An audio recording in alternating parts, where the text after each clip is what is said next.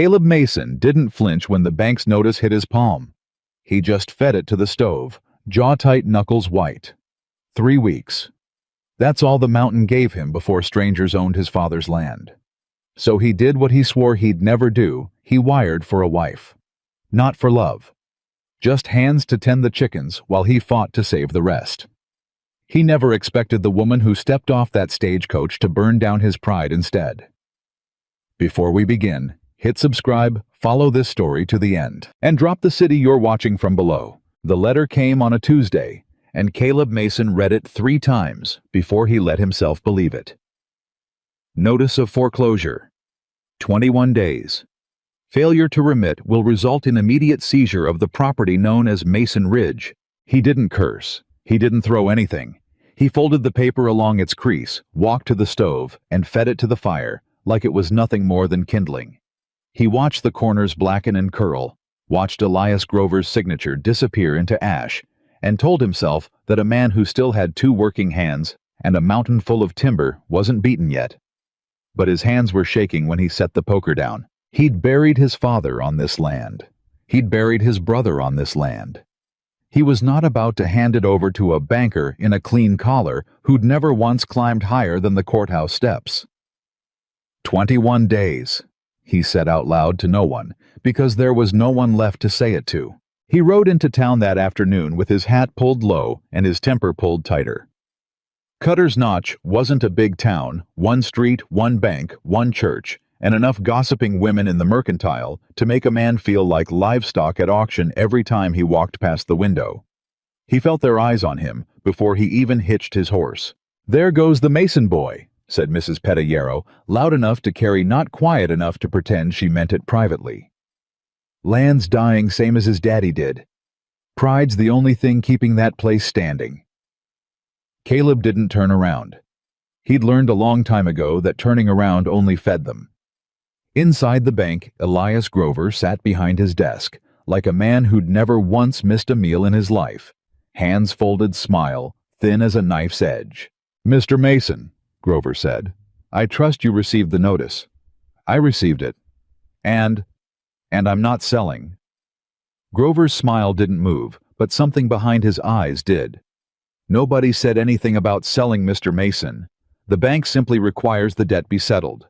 $320 in full within 21 days. If it isn't, I know what happens if it isn't." "Then you understand my position." "I understand your position just fine," Caleb said, standing. "I don't understand how a man sleeps at night taking land off a family that buried 2 men in the ground to keep it." Grover didn't answer that. He didn't need to. Men like Grover never lost sleep over anything that didn't cost them money. Caleb walked out of that bank with his boots hitting the boardwalk harder than they needed to, jaw so tight it ached, and he didn't stop walking until he'd put half a mile of road between himself and every pitying, mocking face in Cutter's Notch. 21 days. He had chickens dying of some blight he couldn't name. He had a barn with a roof that leaked worse every rain. He had 200 acres of good bottomland going to seed, because one man couldn't work. It cook for himself, keep the house standing, and fight off a bank all at the same time. He needed hands. He needed help.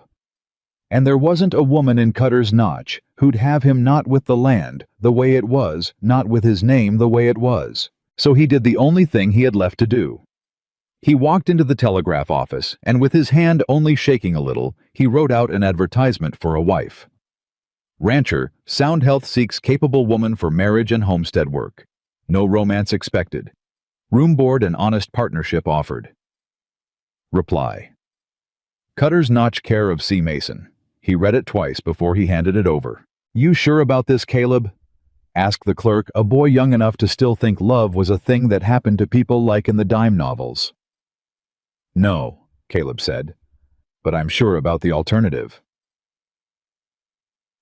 The reply came back faster than he expected. 11 days later, a woman by the name of Evelyn Carter, presently of Boston, willing to travel west for marriage and employment. No further explanation given. No mention of romance, no mention of hope. Nothing but a name, an age 27, and a single line that struck him as strange even then. "I am not afraid of hard work or hard truths. I expect the same from you." He hadn't thought much of it at the time. He'd been too busy counting days, too busy patching fences and trying to save what was left of a flock of chickens that seemed determined to die out of spite. But standing at the stagecoach stop 2 weeks later, that line came back to him, and for the first time, something in his gut told him this woman wasn't going to be what he expected. He was right.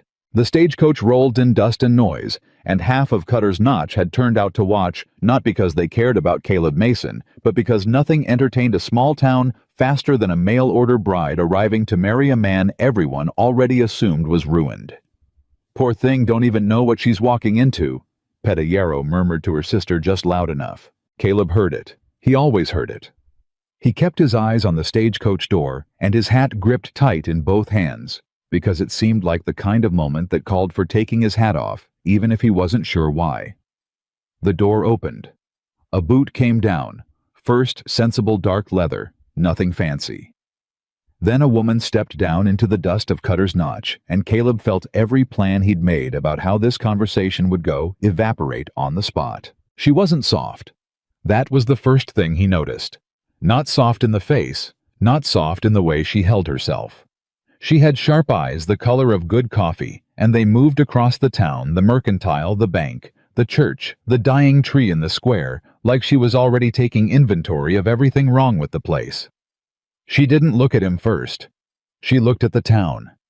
Then she looked at him, and something in her gaze made him feel like a column of figures that didn't add up. "Mr. Mason," she said. "Yes, ma'am." "Evelyn Carter." She didn't offer her hand for kissing or courting. She offered it for shaking firm, like she was closing a business deal. "I assume you're the one who sent the wire." "I am." She held his eyes a beat longer than was comfortable. "You look like a man who hasn't slept in a week." "I look like a man who's got a lot riding on the next 21 days, ma'am." 19, she corrected. The stagecoach was delayed 2 days. If your notice said 21 from the date it was posted, you've got 19 left. Caleb blinked. Nobody had corrected his math in front of half the town before. Somewhere behind him, he heard Peta Yarrow's sharp intake of breath, like she'd just witnessed a duel. "You always start conversations doing arithmetic, ma'am." "I start conversations with facts, Mr. Mason. I find they save time." That should have been the moment he laughed it off. Made some joke soften the exchange, the way men were supposed to, with new brides fresh off the stage.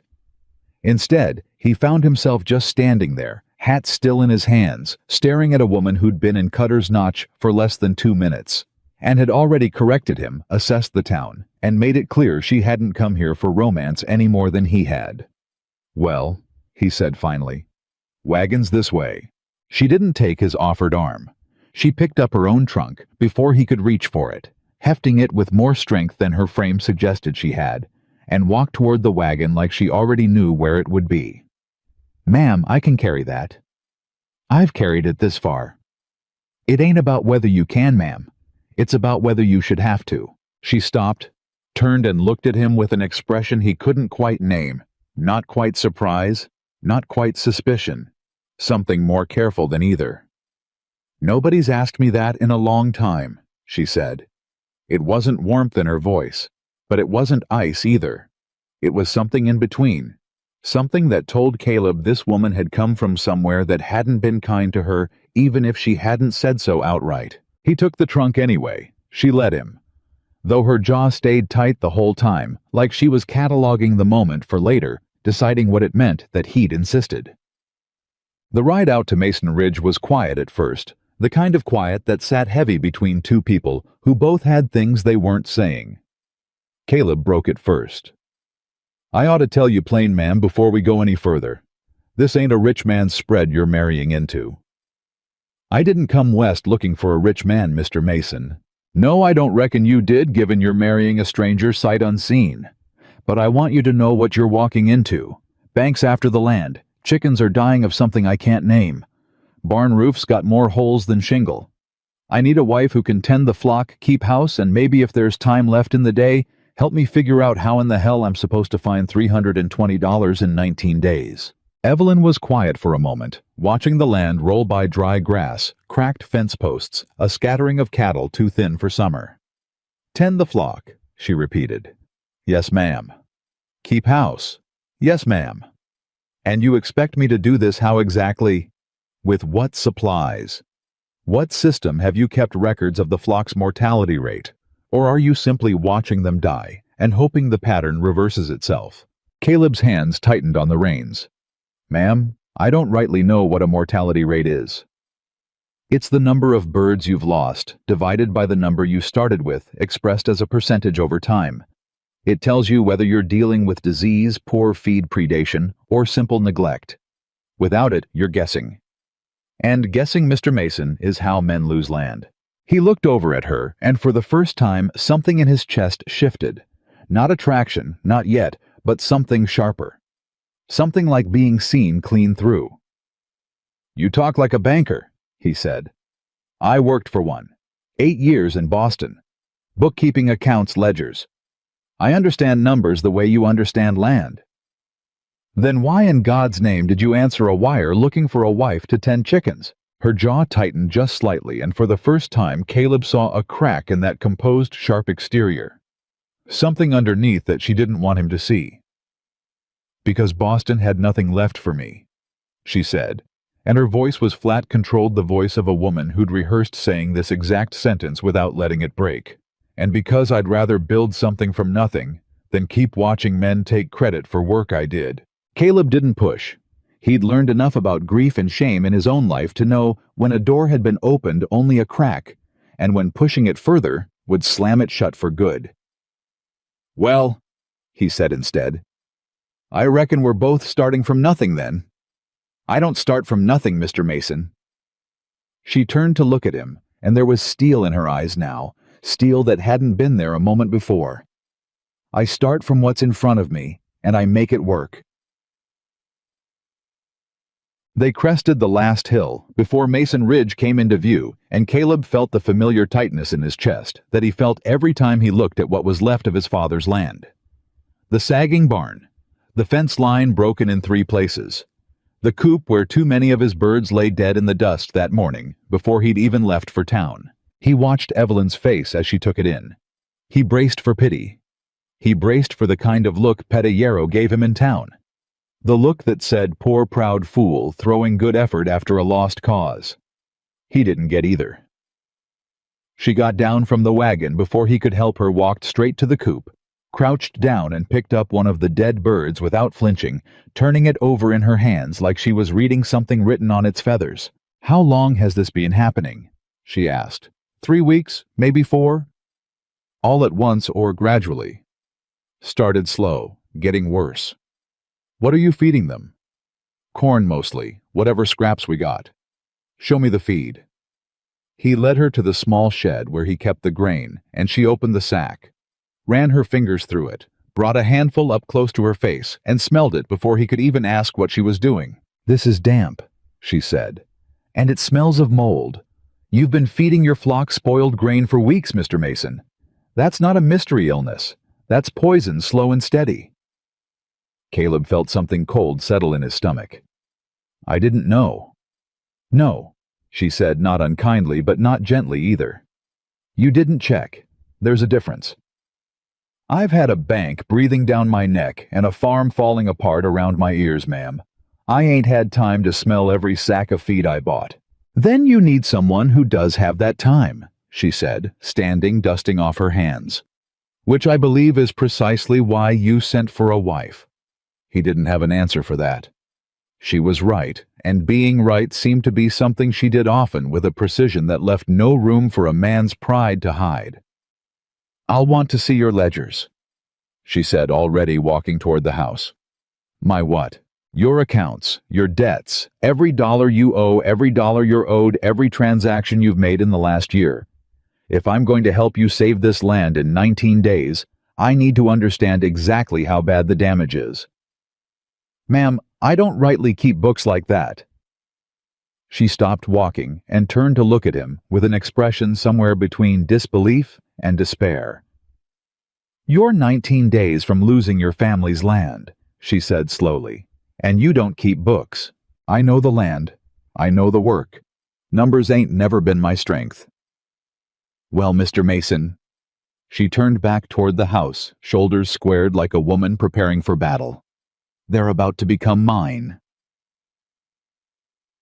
That evening, after Caleb had shown her the small bedroom that would be hers, separate from his, a fact she noted with a small approving nod that told him she'd been braced for something else entirely.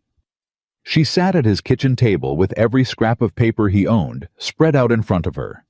Receipts, bank notices, a half-torn ledger he'd started keeping years ago and abandoned within a month. Bills of sale for cattle he could no longer remember selling. She organized them into piles with the quiet, ruthless efficiency of a surgeon, and Caleb found himself standing in the doorway, watching her work, feeling something he hadn't expected to feel, not attraction exactly, though there was something in the way she moved that caught his eye and held it. Mostly, it was something closer to shame. "You've been paying interest on top of interest for the last 6 months," she said without looking up. "Did you know that?" "I knew the payments kept climbing."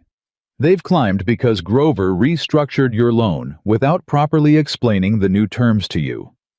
This clause here," she tapped a paper with one finger, "this is compound interest calculated monthly instead of annually. That's not standard practice for a homestead loan. That's exploitation. You're saying Grover's been cheating me. I'm saying Grover's been doing exactly what predatory lenders do to men who don't understand the fine print. Whether that constitutes cheating depends on what the law allows, and I don't know Montana territory law well enough yet to say. But I know enough to say this isn't right." Caleb felt something hot rise up in his chest, not at her, but at Grover, at the bank, at every polite, cold conversation he'd had in that office, believing he was simply a man who'd fallen behind when the truth might have been that the game had been rigged from the start. "Can you prove it?" he asked. "Given time, yes. Given 19 days. She paused, doing the math again, her lips pressing into a thin line. 18 days now. I can try." "And if you can't..." She looked up at him then, and for the first time he saw something other than sharp assessment in her eyes. He saw a flicker of the same fear he carried himself, the fear of a person who'd staked everything on being competent enough to outrun disaster. "Then we lose the land?" she said plainly. "But we'll lose it having tried everything instead of having done nothing but hope." "That's more than most folks would offer a stranger's problem, ma'am. It's not your problem anymore, Mr. Mason." She looked back down at the papers, picking up his broken ledger and beginning methodically to rebuild it from the beginning. "I married into it, which means whether either of us likes it, it's mine as much as yours now." He didn't sleep well that night. He lay in the small room he'd claimed off the kitchen, listening to the creak of the house settling, and thought about the woman in the next room. A stranger, sharp-tongued, sharper-minded, who'd stepped off a stagecoach that morning and already knew more about his finances than he did. He thought about Pedillero's voice in the square. Poor thing don't even know what she's walking into. He wondered now if that had been backward. If it wasn't Evelyn who didn't know what she was walking into. If it was him. He woke before dawn, out of habit dressed, and walked into the kitchen, expecting to start the coffee himself, same as every morning since his mother passed. Evelyn was already there. She'd lit the stove. She had coffee going. And spread across the table in neat, precise columns that hadn't existed the night before was a fully rebuilt ledger. Every debt accounted for every payment, tracked a red line drawn beneath a final number that made Caleb's stomach drop. $320 is what the bank claims you owe, she said, not looking up from the page she was still writing on. But according to my calculations, factoring out the improperly compounded interest Grover's been charging you, the actual debt, if calculated fairly, is closer to 210. Caleb stared at the number. "You did all this since last night?" asked. "I don't sleep well in unfamiliar houses." She finally looked up at him, and there was something steady in her gaze, something that hadn't been there the day before. Not softness, not yet, but the beginning of something that looked almost like partnership. "I also don't like starting a fight without knowing exactly what I'm fighting." "You're already fighting for me. We've been married less than a day. I'm not fighting for you, Mr. Mason." She closed the ledger, stood, and looked him dead in the eye, with a steadiness that made him understand for the first time exactly what kind of woman had stepped off that stagecoach. "I'm fighting because a man tried to cheat someone, and I have never once in my life let that happen in front of me without doing something about it." She picked up her coffee, walked past him toward the door, and paused only once, her hand on the frame. "Now," she said, "show me the rest of this land. If I'm going to save it, I need to see exactly what I'm saving." Caleb stood there a moment longer, looking at the ledger on the table, the red line beneath the number, the neat handwriting that had rebuilt in one sleepless night what he'd failed to organize in years. He'd sent for a wife to tend chickens. He was starting to understand he'd gotten something else entirely, something he didn't yet have a word for, something that scared him more than the bank ever had. Caleb led her out past the coop, past the barn, with its ruined roof, out to the fence line that marked where Mason land ended and empty grass began. He watched her walk it the way another man might walk a battlefield, taking stock, saying nothing, her boots sinking into dirt that hadn't seen a decent rain in a month. "How many head of cattle?" she asked. 11? 11. She said the number like it tasted bad. "For 200 acres. Used to be 40. Bank took most of them last spring when I fell behind. So they've already been paid in effect. Twice over if the interest calculations I found last night are accurate." She turned to look at him. "Did you know that—" "I knew I lost the cattle. I didn't do the arithmetic on what it meant." "That's the problem, Mr. Mason. You keep not doing the arithmetic, and the arithmetic keeps punishing you for it." He felt his jaw tighten the way it always did when she said something true that he didn't want to hear. "I've been a little occupied trying to keep the roof over both our heads, ma'am. I understand that. I'm not criticizing your effort. I'm criticizing your ignorance." She said it plainly, without cruelty, the way she seemed to say everything like a fact laid on a table, take it or leave it. Effort without information is just exhaustion, Mr. Mason. You've been exhausting yourself for years and calling it survival. He didn't have an answer for that. He wasn't sure there was one. They walked on toward the coop, and the closer they got, the more his stomach turned. 3 more birds dead since yesterday morning, stiff in the dust, the smell of it already starting to turn sour in the summer heat. Evelyn crouched down again, the same way she had the day before, turning one over in her bare hands, without flinching. He noticed that about her already she didn't flinch. Not from dead birds, not from bad news, not from him. "This isn't just the feed anymore," she said. "What do you mean?" "I mean the molds had time to work through the flock. Look here." She held the bird up slightly, showing him something he wouldn't have known to look for. "The others that are still alive, how many are eating normally?" "Half, maybe less. Then we've got maybe 3 days before this kills the rest of them, unless we change the feed today." "I don't have money for new feed, ma'am. That's rather the whole problem." "I didn't say buy new feed. I said change it." She stood wiping her hands on her skirt without ceremony. "What else do you have?" "Garden scraps, grain from a neighbor. Anything dry. I got a garden gone half to weed. There's greens in there still good." "Then we start there. And we clean out this coop today. All of it. Every bit of old feed and old bedding, because if we don't, we're just going to keep poisoning whatever's left." He looked at her, this woman in a traveling dress, not built for farm labor, already rolling her sleeves up past her elbows without being asked.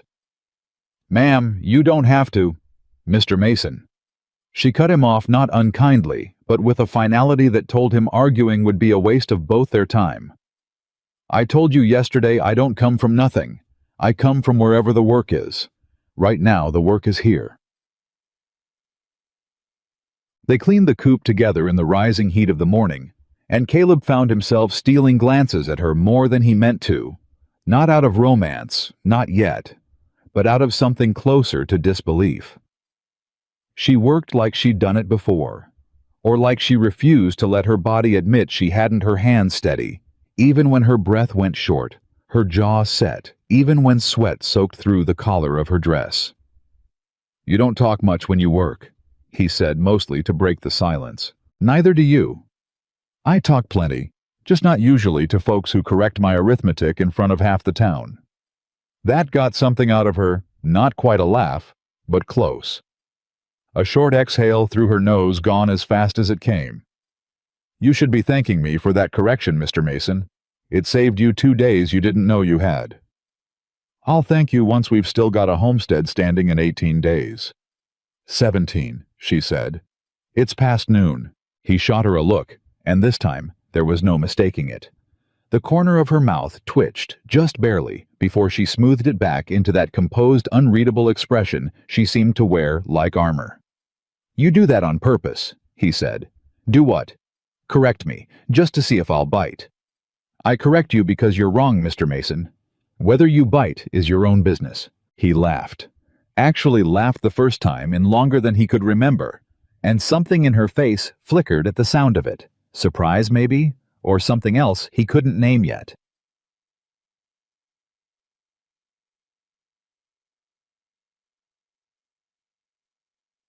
By the time they'd finished with the coop, the sun was dropping low and orange over the ridge, and Caleb's back ached in a way that told him he'd worked harder that day than he had in weeks. Not because the labor itself was heavier, but because he hadn't been doing it alone. And something about not being alone made him push himself further, like he had something to prove. Tomorrow, Evelyn said, drying her hands on a rag. I want to go into town. What for? I need to speak with the bank directly. If Grover's been compounding interest illegally, I want to see the original loan documents, not just your copies. I want to compare the numbers. Caleb felt something cold settle in his gut. Ma'am, Grover ain't going to hand over his own paperwork to a woman he's never met. He won't have a choice. I'm your wife now. That makes his business my business legally, whether he likes it or not. You sure about that? I'm sure about very little in this territory, Mr. Mason. But I know contract law, and I know how to make a man very uncomfortable with the questions I ask. Trust me on this. He wanted to argue. Some old stubborn part of him wanted to tell her that this was his fight, his land, his debt, and she'd been here less than 2 days and had no business marching into Grover's bank like she owned the place. But another part of him, a newer part, one that had woken up somewhere between the dead chickens and the ledger she'd rebuilt overnight, told him to shut his mouth and let her try. All right, he said. We'll go together. I didn't ask for company. Didn't say you did. I'm coming anyway. She studied him for a long moment, like she was recalculating something. Why? Because whatever you find in there, ma'am, it's going to affect both of us. And because I ain't in the habit of sending a woman into a fight alone, even one who don't need my help. Something shifted in her face, then small, almost imperceptible, but real. Fine, she said. But let me do the talking. Ma'am, I wasn't planning on saying much of anything. Good. Keep it that way. They rode into Cutter's Notch the next morning, and word had already spread the way it always did in a town too small to keep secrets. Half the street seemed to find some reason to be standing outside the mercantile or the church watching the Mason wagon roll past with open curiosity. There she is, someone murmured. The Boston bride. Heard she corrected Pettillaro's arithmetic right there in the square. Heard she's already rebuilding his books. Caleb kept his eyes forward, jaw tight, the way he always did when the town's whispers turned to him. Evelyn beside him didn't seem to hear them at all, or if she did, she gave no sign of it. Her spine straight, her hands folded, her focus entirely on the bank at the end of the street. Grover was waiting for them, before they'd even hitched the wagon, standing in the doorway of the bank with that same thin smile he always wore, the one that never quite reached his eyes. Mr. Mason, he said. And you must be the new Mrs. Mason. Word travels fast in a town this size. Evelyn Carter, she said, not offering the correction he might have expected, not yet, a Mrs. Mason. In her own mind, Caleb noted, though she let the title stand for now. I'd like to see the original loan documents for my husband's account. Grover's smile flickered just slightly. That's not typically how we handle these matters, ma'am. I'm not asking how you typically handle matters, Mr. Grover. I'm asking to see the documents. As Mr. Mason's wife, I have every legal right to review the terms of a debt that now affects my household. With respect, ma'am, these are complex financial instruments. I'm not sure a woman. Evelyn finished for him, and her voice, though calm, carried an edge sharp enough to cut. I spent 8 years managing accounts for the Boston Mercantile Trust, Mr. Grover. I've read loan documents considerably more complex than whatever you've drawn up for a 200-acre homestead. I assure you I'm capable of understanding them. Grover's jaw tightened. Caleb watched it happen. Watched the moment the banker realized he wasn't dealing with a woman he could dismiss with a smile and a pat explanation. "Very well," Grover said finally. "Step into my office." The office was small, tidy, everything in its place. The way Caleb imagined a man like Grover kept everything in his life controlled, ordered nothing left to chance. Evelyn sat across from him without waiting to be offered a chair, and when Grover slid the loan documents across the desk, she didn't touch them right away. She simply looked at them, then at him. "These are copies," she said. "They're accurate copies. I didn't ask if they were accurate. I asked if they were copies. I'd like to see the originals with your bank seal, not a clerk's transcription." Grover's smile thinned further. "The originals are kept in the vault, ma'am.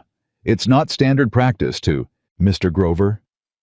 Evelyn's voice didn't rise, but something in it sharpened the way a blade sharpens without getting louder. "I've already found 3 discrepancies in the interest calculations on the copy you've given my husband over the past 6 months. I'd like to know whether those discrepancies exist in the original documents, or whether they were introduced somewhere in the copying process. Now you can retrieve the originals for me, or I can retrieve a territorial auditor from the county seat, who will ask you the same question with considerably less patience than I'm currently showing." The room went very quiet. Caleb, sitting beside her, found himself holding his breath, watching Grover's face for the flicker he was sure would come. It came. Just a fraction of a second, a tightening around the eyes, a stillness in his hands that hadn't been there before, but Caleb saw it, and he knew Evelyn saw it too. "I'll need to consult with the bank's president," Grover said finally.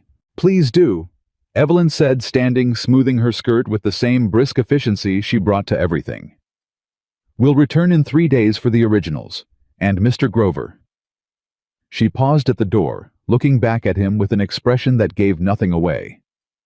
"If those discrepancies exist in the originals, and it turns out you've been compounding interest improperly on my husband's loan, I'll expect a revised balance reflecting the actual debt, not the inflated one.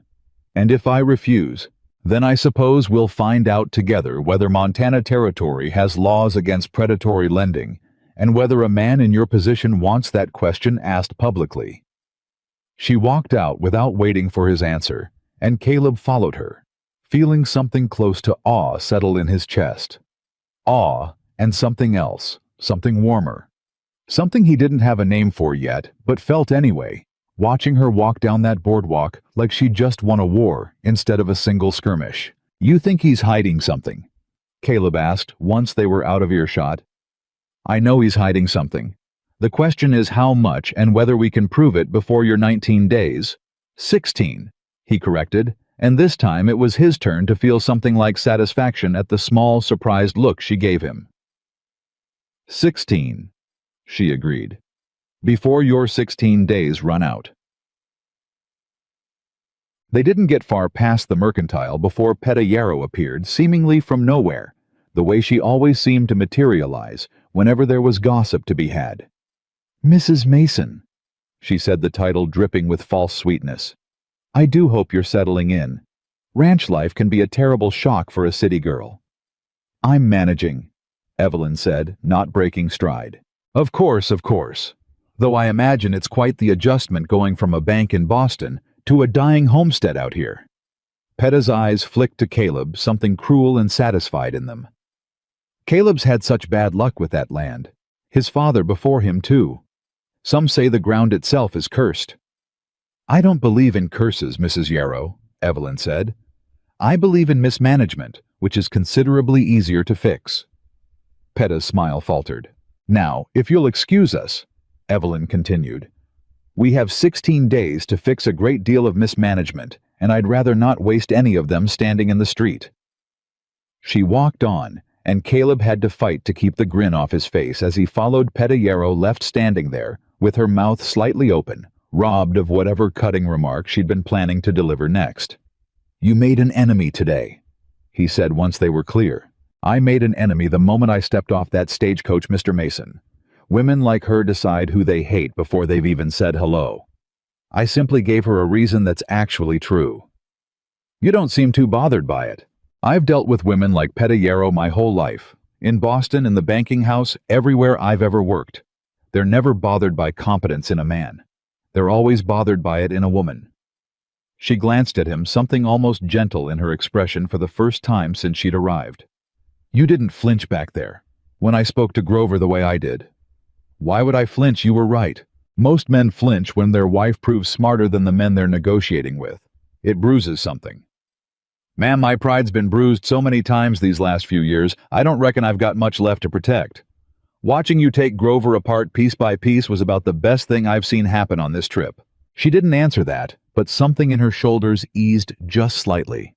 And for the rest of the ride home, the silence between them felt different than it had before. Not the silence of two strangers, but something closer to the quiet of two people who'd just fought the same fight and won. That easier feeling didn't last long. They returned to Mason Ridge to find 4 more birds dead, and this time it wasn't the feed. "Something got in," Caleb said, crouching by the coop, examining the torn wire at the base of the fence. "Coyote, maybe, or a bobcat coming down off the ridge." "Can we fix the fence?" "I can fix the fence. Takes time and wire I don't have money to buy more of." Evelyn was already walking the perimeter, examining the damage with the same clinical focus she brought to everything. "This wasn't dug from below," she said. "Look at the angle of the wire. It's been pulled apart, not burrowed under." Caleb came to stand beside her, following her gaze. She was right. The wire wasn't torn, the way an animal would tear it digging up from beneath. It had been pulled outward, bent back, with what looked like deliberate hands. "You're saying someone did this.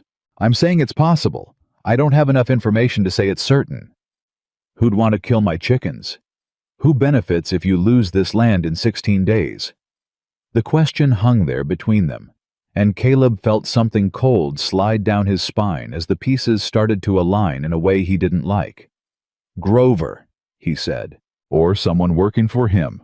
I don't know yet. But it's worth considering that a man who's been overcharging you on interest for 6 months might not be above other methods of ensuring you default." "That's a serious accusation, ma'am." "It's a serious situation, Mr. Mason. I'd rather consider every possibility than be blindsided by one I refuse to look at." They repaired the fence as best they could that evening, using scrap wire from the barn and rope where the wire ran out, and Caleb found himself glancing toward the tree line more than once, wondering for the first time since he'd bought this land, whether the danger threatening it wore a human face. The days that followed fell into a rhythm neither of them had expected, but both seemed to accept without much discussion. Caleb worked the land fences, the barn roof, what cattle they had left, while Evelyn split her time between the flock and the ledgers, rebuilding his finances, with the same relentless precision she'd shown that first sleepless night. They argued, often. "You're spending money we don't have," Caleb said one evening, watching her count out coins for feed from the small store of cash he kept hidden in a tin behind the stove. "I'm spending money strategically. There's a difference." "Feels the same from where I'm standing." "That's because you've never run a business, Mr. Mason. You've only ever run a farm. A farm survives day to day. A business survives by understanding that some expenses today prevent larger losses tomorrow. If we don't buy proper feed now, we lose the rest of the flock, and then we have no eggs to sell, no birds to slaughter, and no income at all going into winter. And if Grover forecloses before winter, none of that matters anyway. Which is precisely why I'm also spending 3 hours a day going through every scrap of paper in this house looking for proof of what he's done. I'm not choosing between fixing the flock and fighting Grover, Mr. Mason. I'm doing both because giving up on either one guarantees we lose." He didn't have an answer for that. He rarely did when she spoke like that with a certainty that made his own doubts feel small and unpracticed by comparison. "You ever wrong about anything?" he asked, half joking, half genuinely curious. "Frequently. I was wrong about Boston.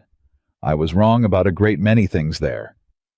Something shadowed crossed her face, gone as quickly as it came. "I try not to be wrong about numbers. Numbers at least don't lie to you the way people do." He wanted to ask what she meant, wanted to ask about Boston, about whatever had sent a woman with her skills and her sharpness across the country to marry a stranger sight unseen, but something in her expression told him this wasn't the night for that question, and he let it go. The storm hit on the 9th day, rolling down off the mountains with a violence that Caleb had seen before, but never quite gotten used to. Black clouds, swallowing the ridge wind, bending the trees sideways, rain coming down so hard, it felt like the sky itself had turned against them. "Get the birds inside!" Caleb shouted, already running for the coop, the wind nearly tearing his hat from his head. Evelyn was right behind him. Skirts soaked through in seconds, hair plastered to her face, hauling crates without waiting to be told what to do. "How bad is this going to get?" she yelled over the wind. "Bad. Get what you can and get back to the house."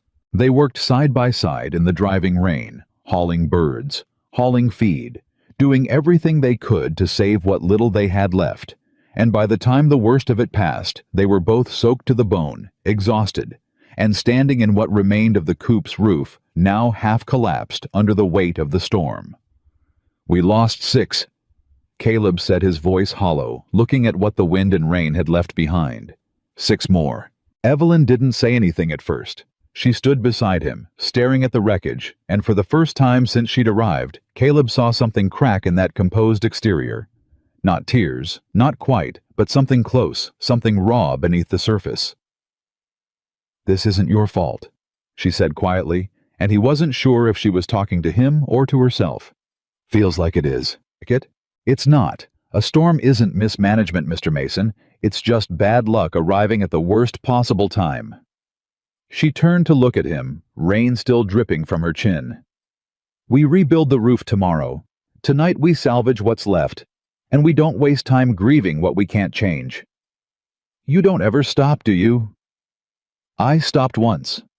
Her voice went quieter, tighter, like the words cost her something to say. "It cost me everything I had. I don't intend to make that mistake again." He wanted to ask. He wanted to know what stopping once had meant, what it had cost her, what ghost she was outrunning all the way from Boston to a dying homestead in Montana territory. But the rain was still falling, and the birds still needed tending, and there was a particular kind of intimacy in not asking and letting her keep whatever door she'd closed shut a little longer. "All right," he said instead. "Tomorrow we rebuild." They didn't get the chance. The next morning, before the sun had fully cleared the ridge, a rider came up the road at a pace that told Caleb something was wrong before the man had even reached the yard. It was Tobias Hale, the young clerk from the telegraph office. His horse lathered, his face pale. "Mr. Mason," he said, breathless. "Grover's called an emergency meeting of the bank's board. He's saying the storm damage proves the property's a bad risk. He's asking to move up the foreclosure date." Caleb felt the ground shift beneath him. "Move it up to when?" 5 days, Tobias said. "He wants the debt settled in 5 days, or the bank takes the land immediate." The number hung in the air between them, and Caleb felt something in his chest cave in. Not the anger from before. Not even despair, but something closer to raw, unfiltered fear. 5 days. "That's not legal," Evelyn said, stepping forward, her voice sharper than Caleb had heard it since they'd arrived. "A loan agreement has fixed terms. He can't simply move the deadline because of a storm." "There's a clause?" Tobias said, apologetic, clearly uncomfortable being the one to deliver this news. "In the original contract, something about property condition affecting collateral value." "I don't understand all of it, ma'am, but Grover's lawyer says it gives him the right." Evelyn's jaw tightened, and for a long moment she said nothing, her mind clearly working through implications faster than either man beside her could follow. "I need to see that clause," she said finally. "Today. Grover said he'd meet with you both tomorrow morning, 9 o'clock at the bank." "Tomorrow's too late if he's already moved the deadline." "It's the earliest he'll agree to, ma'am. I'm sorry." Tobias rode off, leaving the two of them standing in the wreckage of the storm, staring at a roof that needed rebuilding and a deadline that had just been cut by more than half. 5 days, Caleb said mostly to himself. "We're not losing this land in 5 days," Evelyn said. And there was something in her voice now that Caleb hadn't heard before, not just confidence, but something closer to fury, controlled and precise, aimed like a blade at a target she hadn't fully seen yet, but fully intended to cut down. "You sound awful certain for a woman who just found out the rules changed overnight." "The rules didn't change, Mr. Mason. Grover changed them because he thinks a storm-damaged farm and a woman from Boston are easy targets." She turned to look at him. Rain-soaked hair, exhausted eyes, and something underneath it all that burned steady and unshaken. "He doesn't know me yet, but he's about to." That night, she didn't sleep. Caleb knew because he heard her moving in the kitchen long after midnight, the soft scratch of pen on paper, the occasional rustle of documents being sorted and resorted. He got up around 2 in the morning, unable to sleep himself, and found her exactly where he expected at the table, surrounded by every scrap of paper from his loan, her eyes red-rimmed with exhaustion, but sharp as ever. "You should rest," he said. "I will, after I find what I'm looking for." "What are you looking for?" She looked up at him, and for the first time, he saw something like triumph flickering behind the exhaustion. "The property condition clause Tobias mentioned. I found it. And it's not what Grover claims it is." She turned the document toward him, tapping a paragraph near the bottom of the page. "This clause allows the bank to reassess collateral value if the property suffers damage that reduces its worth by more than 20%. A damaged coop roof doesn't come close to that threshold. Grover's lawyer is either lying to him or Grover's lying to us." "Can you prove that?" "I can calculate the actual value of the storm damage against the total assessed value of the property. If I'm right, and I believe I am, the damage doesn't come anywhere near 20%, which means Grover has no legal grounds to move up the deadline." "Then why's he doing it?" Evelyn's expression darkened. "Because he doesn't expect anyone to check his math, Mr. Mason. He's been getting away with it for years on you, and probably on other families in this territory. He didn't expect someone who checks math for a living to marry into the one debt he thought was easiest to collect." Caleb sat down across from her, feeling something settle in his chest that he hadn't felt in longer than he could remember. Not quite hope, not yet, but something adjacent to it, something that had been buried under years of grief and debt and a mountain that never seemed to give a man a break. "You're going to beat him," he said. "Tomorrow, aren't you?" "I'm going to try." She met his eyes, and there was no arrogance in it, just plain unshaken resolve. "Trying is all I ever promised you, Mr. Mason. But I intend to try harder than Elias Grover has ever had to work for anything in his life." The meeting the next morning didn't go the way Grover expected. He sat behind his desk with the same thin smile, flanked by a lawyer Caleb didn't recognize, clearly prepared to steamroll a rancher and his new bride with legal language neither of them would understand. He hadn't accounted for Evelyn laying out 3 documents on his desk before he'd even finished his opening remarks. "Before we begin," she said, "I'd like to discuss the collateral value clause you're using to justify moving the foreclosure deadline." Grover's smile flickered. "Mrs. Mason, this is a complex legal matter." "It's a mathematical matter," Mr. Grover dressed up as a legal one. "The clause requires damage reducing property value by more than 20%. I've calculated the storm damage against the assessed value of the homestead using the bank's own assessment records from last year." She slid the paper across the desk. "The damage comes to approximately 4%, nowhere close to your threshold." The lawyer beside Grover leaned over, scanning the numbers, and Caleb watched something uncomfortable pass between the two men, a look that told him Evelyn had caught them in exactly the lie she'd suspected. There may be additional damage not yet assessed, Grover said, recovering quickly. Then have your own assessor examine the property at the bank's expense, and if the damage truly exceeds 20%, I'll accept your revised deadline without complaint. But until then, the original terms stand. 21 days from the initial notice, which gives us until... She glanced at a small calendar she'd brought with her. 11 days remaining, not 5. Grover's jaw tightened, the same flicker of controlled fury Caleb had seen once before. You're very confident for a woman who arrived in this territory less than 2 weeks ago. I'm confident because I'm right, Mr. Grover. Confidence built on accurate calculation isn't arrogance. It's simply preparation. She stood gathering her papers with the same brisk efficiency she brought to everything. We'll expect your assessor within the week if you intend to dispute my numbers. Otherwise, we'll see you in 11 days with the original debt settled. Not the inflated figure your compounding interest created, but the accurate one. They walked out of that office with Grover still sitting there, jaw tight, saying nothing, and Caleb felt something rise in his chest that he hadn't let himself feel in years. Something that felt dangerously close to hope. But hope in Caleb's experience never lasted long without something coming to test it. They were 3 days out from the new deadline when Tobias came riding up to the ranch again, his face even paler than before. Mr. Mason, he said, there's something you need to see, in town. It's about the property records. What about them? Grover's filed a new claim. Says there's a lien on the land from before you bought it, says your father owed money to a man named Silas Pratt, and the debt was never settled.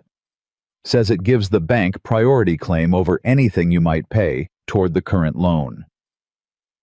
Caleb felt the ground drop out from under him for the second time in a week. That's a lie. My father never owed anyone named Pratt. I don't know if it's true or not, Mr. Mason. I just know Grover's filed it with the county, and it's going to complicate things considerable. Evelyn was already moving toward the wagon, her face set in the same hard, focused expression she wore whenever a new fight presented itself. Get the wagon, she said. We need to see this filing ourselves, today. Ma'am, it's already past noon. Then we ride fast, Mr. Mason. Because if Grover's fabricating debts out of thin air, I intend to prove it before he can use it to take this land out from under us in 3 days. Caleb looked at her soaked from the storm 3 days before, exhausted from sleepless nights over ledgers still standing here, fighting a battle that wasn't even hers by birth, only by marriage, only by choice. And something in his chest tightened with a feeling he didn't have a name for yet. Something that went beyond gratitude, beyond respect. All right, he said, grabbing his hat. Let's go prove him wrong. They rode into town with the sun dropping low behind them. 11 days become 8. 8 about to become something far more complicated, and neither of them knowing yet just how deep Elias Grover's lies went, or how much more they'd have to fight before this land was truly theirs. The county recorder's office sat at the far end of Main Street, a squat brick building that always smelled of dust and old paper, and Callius felt his pulse hammering by the time they hitched the wagon outside it. Evelyn was already down before he'd set the brake skirts gathered, moving toward the door, with the same unshaken purpose she'd carried into Grover's bank 3 days before. The clerk inside, an older man named Whitfield, with spectacles perched low on his nose, looked up when the bell over the door rang, and something in his face shifted the moment he recognized them. Mr. Mason, he said carefully. Mrs. Mason, I imagine you're here about the filing. We are, Evelyn said. I'd like to see it. The original, not a summary. Whitfield hesitated, glancing toward the back room, like he expected someone to emerge from it before he finally reached beneath the counter and produced a thin folder. This came in yesterday afternoon, he said. Filed by Mr. Grover's lawyer on behalf of a claim held by a Silas Pratt dated, he squinted at the paper, dated 11 years back. Debt of $200 owed by your father, Mr. Mason, secured against the property. Caleb felt something twist in his gut, hard and sour. My father never borrowed from any man named Pratt. I'd have known. Would you have? Evelyn asked, not unkindly, already reaching for the document. You were how old 11 years ago? 14. Then it's possible your father had dealings you weren't privy to. I'm not saying the debt is real, Mr. Mason. I'm saying we need to prove it isn't, and assuming it's a lie without evidence won't help us do that." She spread the paper flat on the counter, and Caleb watched her eyes move across it, the way they'd moved across his ledgers that first sleepless night, quick, precise cataloging every line, every signature, every date. "This is wrong," she said after a moment. "Wrong how?" "The date. It's dated the 14th of March 11 years ago. But look at the ink." She tilted the page toward the window where the afternoon light caught the surface of the paper. "This ink hasn't faded the way 11-year-old ink fades. Compare it to the loan documents from your own file, Mr. Mason, your father's signature from around that same period." Caleb didn't have to be told twice. He pulled his own copy of an old receipt from his coat, something he'd carried since sorting through his father's things after the funeral, and set it beside the Pratt document. The difference was plain, even to his untrained eye. His father's old signature had gone brown and faded soft at the edges. The signature on the Pratt document was darker, crisper, like it had been written far more recently than 11 years ago. "That's not my father's ink," he said slowly. "That's not even close." "Mr. Whitfield," Evelyn said, turning to the clerk, her voice sharpening. "Who witnessed this filing?" Whitfield's face had gone pale. I don't recall offhand, ma'am." "You recall well enough. I can see it on your face. Who witnessed it?" The clerk glanced toward the door again, lowering his voice like he was afraid the walls themselves might carry word back to Grover. It was notarized by Grover's own lawyer. No independent witness. "That's not standard procedure for a lien claim of this size, is it?" "No, ma'am, it ain't." "Thank you, Mr. Whitfield." Evelyn straightened, gathering the document with careful hands, like she was holding evidence in a trial that hadn't started yet, but soon would.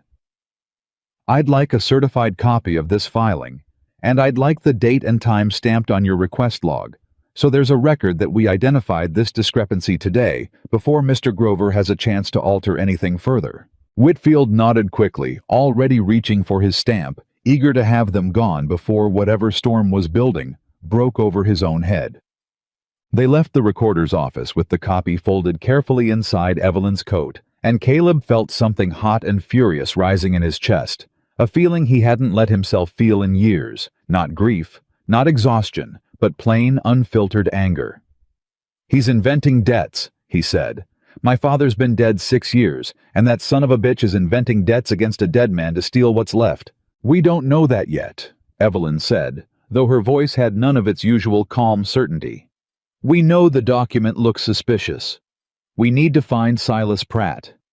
"You think he's real?" "I think someone signed that name. Whether Silas Pratt is a real man who's being used without his knowledge, or a name invented entirely, I don't know. But there's a way to find out." "How?" "We ask around. A debt of $200, 11 years old, someone in this town remembers if a man named Pratt ever lived here." They found their answer faster than either of them expected, and it came from the last place Caleb thought to look. The old woman ran the boarding house at the edge of town, a woman named Ruth Calloway, who'd lived in Cutter's Notch longer than anyone still breathing, and when Evelyn asked her gently whether she remembered a man named Silas Pratt, something flickered across the old woman's face that told them they'd found the right door to knock on. "Silas Pratt," Ruth repeated slowly, settling into her rocking chair with the careful deliberation of someone choosing her words. "Now, there's a name I haven't heard spoke in some years." "You knew him?" Caleb asked. "Knew him well enough. Prospector mostly. Came through here on and off for years, never stayed long, never had 2 coins to rub together most of the time." Ruth's eyes sharpened, fixing on Evelyn with something like suspicion. "Why's a fine lady like you asking after a dead man?" Caleb felt his stomach drop. "Dead?"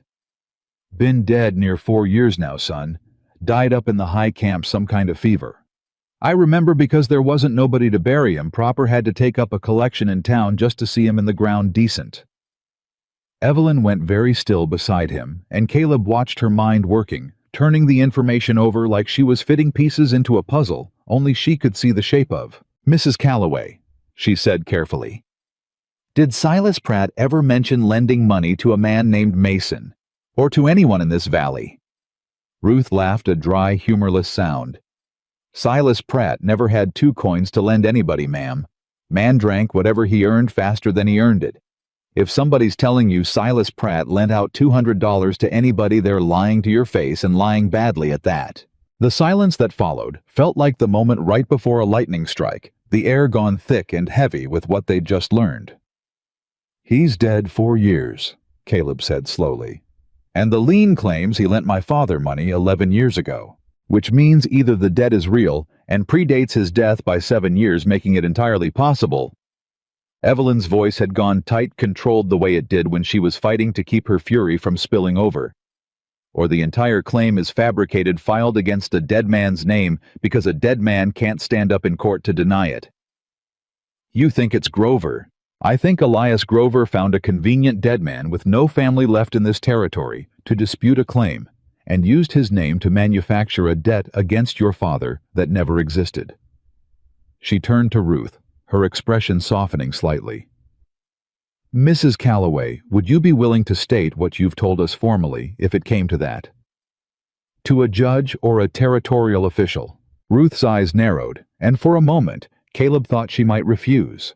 Might decide, like so many in this town, that it was safer to stay quiet than to cross a man like Grover. "I buried that boy myself, near enough," she said instead, her voice hardening. "Took up the collection when nobody else in this town would spare a coin for a dead prospector. I'll be damned if I let some banker use his good name to steal a dying man's land 4 years after he's in the ground." She looked at Caleb, something almost maternal in her gaze. "Your father was a decent man, Caleb Mason.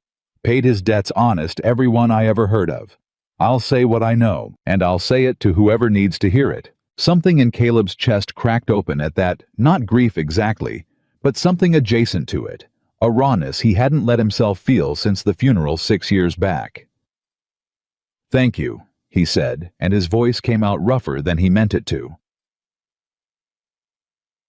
They rode back toward Mason Ridge with the sun sinking low, and neither of them spoke for a long while, the weight of what they'd learned settling over the wagon like a held breath. "We have a witness," Caleb said finally. "We have proof the ink's wrong. We can beat this. We have a witness who can testify Pratt was a poor prospector, unlikely to have $200 to lend. We have suspicious ink on a document. That's not proof, Mr. Mason.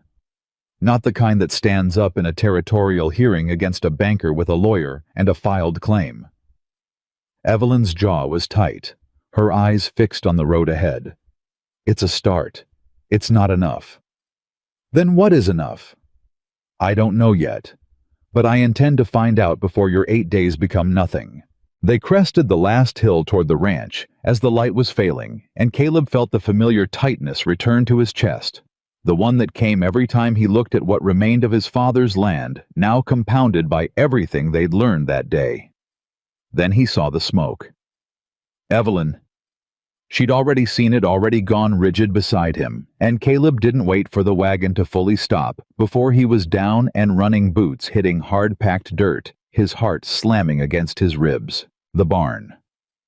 Flames licked up one corner of it, orange against the darkening sky, and Caleb felt something close to panic seize his chest as he sprinted toward it, already calculating what was inside, what little feed they had left, the tools, the small store of lumber he'd been saving to fix the coop roof.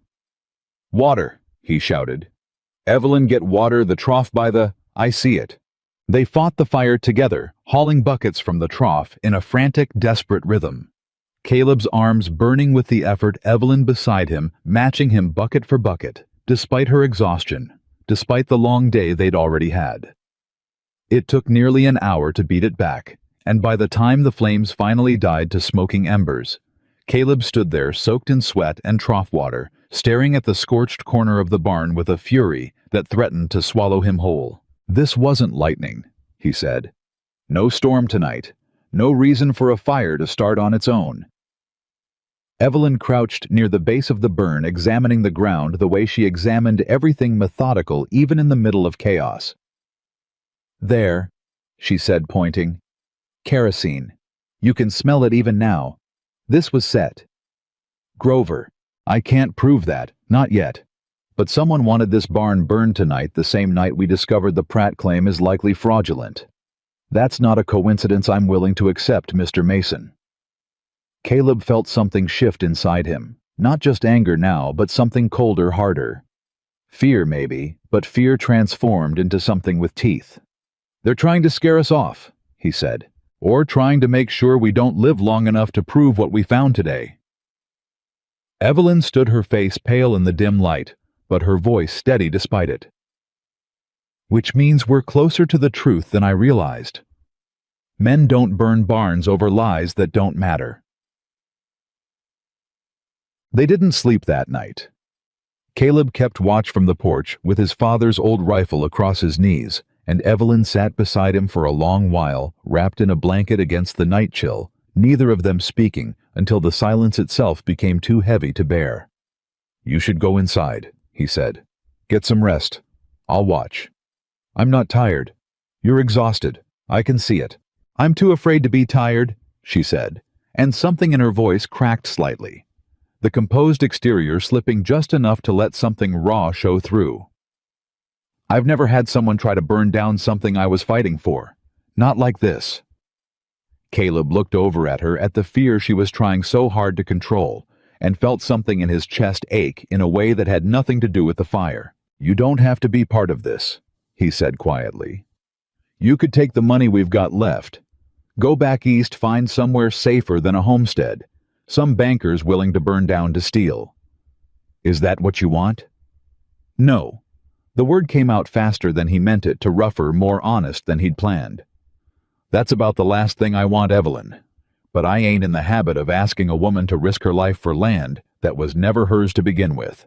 She was quiet for a long moment, staring out at the darkened yard, the smell of smoke still hanging faint in the air. It's mine now, she said finally. Whether it started that way or not. I don't run from things, Caleb. Not since... She stopped herself, jaw tightening. Not since what? She didn't answer right away, and he thought maybe she wouldn't. Thought maybe this was another door she'd close before he could see through it. But then quietly, in a voice stripped of all its usual armor, she started to talk. I told you I worked for a bank in Boston. 8 years. I was good at it, better than good. I found discrepancies nobody else caught, built systems that saved the bank thousands. My employer, a man named Harlan Voss, used to say I had the finest mind for numbers he'd ever seen in a clerk, man or woman. Her voice went flat, careful the way it did when she was holding something back by sheer force of will. 3 years ago, I discovered he was embezzling from client accounts. Small amounts, spread across dozens of accounts, disguised in the kind of complexity only someone like me would ever untangle. What did you do? I reported it to the bank's directors with full documentation, certain they'd see the truth and remove him. Her laugh was bitter, humorless. Instead, they believed him when he told them I'd falsified the records myself out of some petty jealousy over a promotion I'd been passed over for. He'd been there 15 years. I'd been there 8. It was easier to believe the loyal man than the woman with the uncomfortable truth. They fired you. They ruined me. No bank in Boston would hire a woman accused of falsifying records regardless of whether the accusation was ever proven. Harlan Voss kept his position, kept his reputation. I lost everything I'd spent 8 years building over a truth I never should have told. She turned to look at him, and in the dim light, Caleb could see something raw and unguarded in her eyes for the first time since she'd stepped off that stagecoach. That's why I answered your wire, Mr. Mason. Not for romance, not even entirely for survival. I wanted somewhere no one knew my name, where I could start proving my worth again without some man deciding my truth was less believable than his lies. Caleb sat with that for a long moment, feeling the weight of it settle between them, understanding finally why she fought Grover with such ferocity, why fraud and dishonest men seemed to strike something in her far deeper than simple professional outrage. He never faced anything for it, Caleb said. This Voss fella, not that I know of. Last I heard, he'd been promoted again. Her jaw tightened, and for a moment the fury Caleb had seen her aim at Grover flickered behind her eyes, aimed now at a memory 3,000 miles away. Which is precisely why I refuse to let Elias Grover walk away with your land the way Harlan Voss walked away with my reputation. Some men only stop lying when someone forces them to. You're not just fighting for the land, Caleb said, slowly understanding dawning. You're fighting him. Every corrupt man who ever got away with it. She didn't deny it. Is that a problem? No, ma'am. He shook his head, something warm and fierce rising in his chest that he hadn't expected, hadn't planned for, hadn't wanted if he was honest with himself 3 weeks ago. That's about the finest reason I ever heard for fighting. Something shifted between them. After that night, not dramatic, not sudden, but real. A quiet recalibration in how they stood near each other, how they spoke the careful distance that had defined their first days together. Closing by inches, neither of them acknowledged out loud. They worked the next morning in near silence, rebuilding the scorched corner of the barn, and Caleb found himself watching her more than he should have the set of her jaw, when she worked the sharp focus in her eyes, when she paused to think through a problem, the way she'd started, without seeming to notice humming faint fragments of some tune under her breath while she worked. You hum when you're thinking, he said. She startled slightly, like she hadn't realized she was doing it. I do not. You do, ma'am. Been doing it since sunup. Color rose faintly in her cheeks, the first time he'd seen her flustered by anything that wasn't a bank ledger. It's a habit. From childhood. I wasn't aware I still did it. I like it, he said, before he could think better of it, and then felt his own face heat at how plainly the words had come out. She looked at him for a long moment, something unreadable passing behind her eyes, and for once she didn't have a sharp reply. Reddy didn't correct him or redirect the conversation toward numbers and deadlines. Thank you, she said instead quietly, and went back to hammering the fence board in her hands with renewed focus, though Caleb noticed the faint smile she was fighting to hide. The reprieve didn't last. 2 days later, Tobias came riding up the road again, and this time his face carried news even worse than before. Mr. Mason, he said breathless, Grover's filed criminal charges against you. Caleb felt the ground drop away beneath him for what felt like the 100th time that month. Charges for what? Theft. Says you took cattle off bank-secured collateral without authorization back when they seized your herd last spring. Says you hid 11 head instead of surrendering them proper. That's a lie. Every head I've got left I've got because the bank never came to collect them. There was no hiding involved. I know that, Mr. Mason. But Grover's filed it with the county sheriff, and he's saying if you don't settle the full debt by the deadline, he'll press the charges and see you arrested. Evelyn had gone very still, her mind clearly working through the implications faster than either man could follow. This is desperation, she said finally. He's not filing charges because he believes them. He's filing them because we found the Pratt lie, and he needs another weapon before we can prove it. Desperation or not, ma'am, it still gets Caleb thrown in a cell if he can't answer it. Then we don't give him the chance to throw anyone anywhere. Evelyn turned to Caleb, her eyes hard with a fury that had nothing soft left in it. We go to the territorial marshal. Today. Before Grover can use this charge to force your hand before the hearing. Ma'am, the nearest marshal's 2 days' ride. Then we ride 2 days, she said.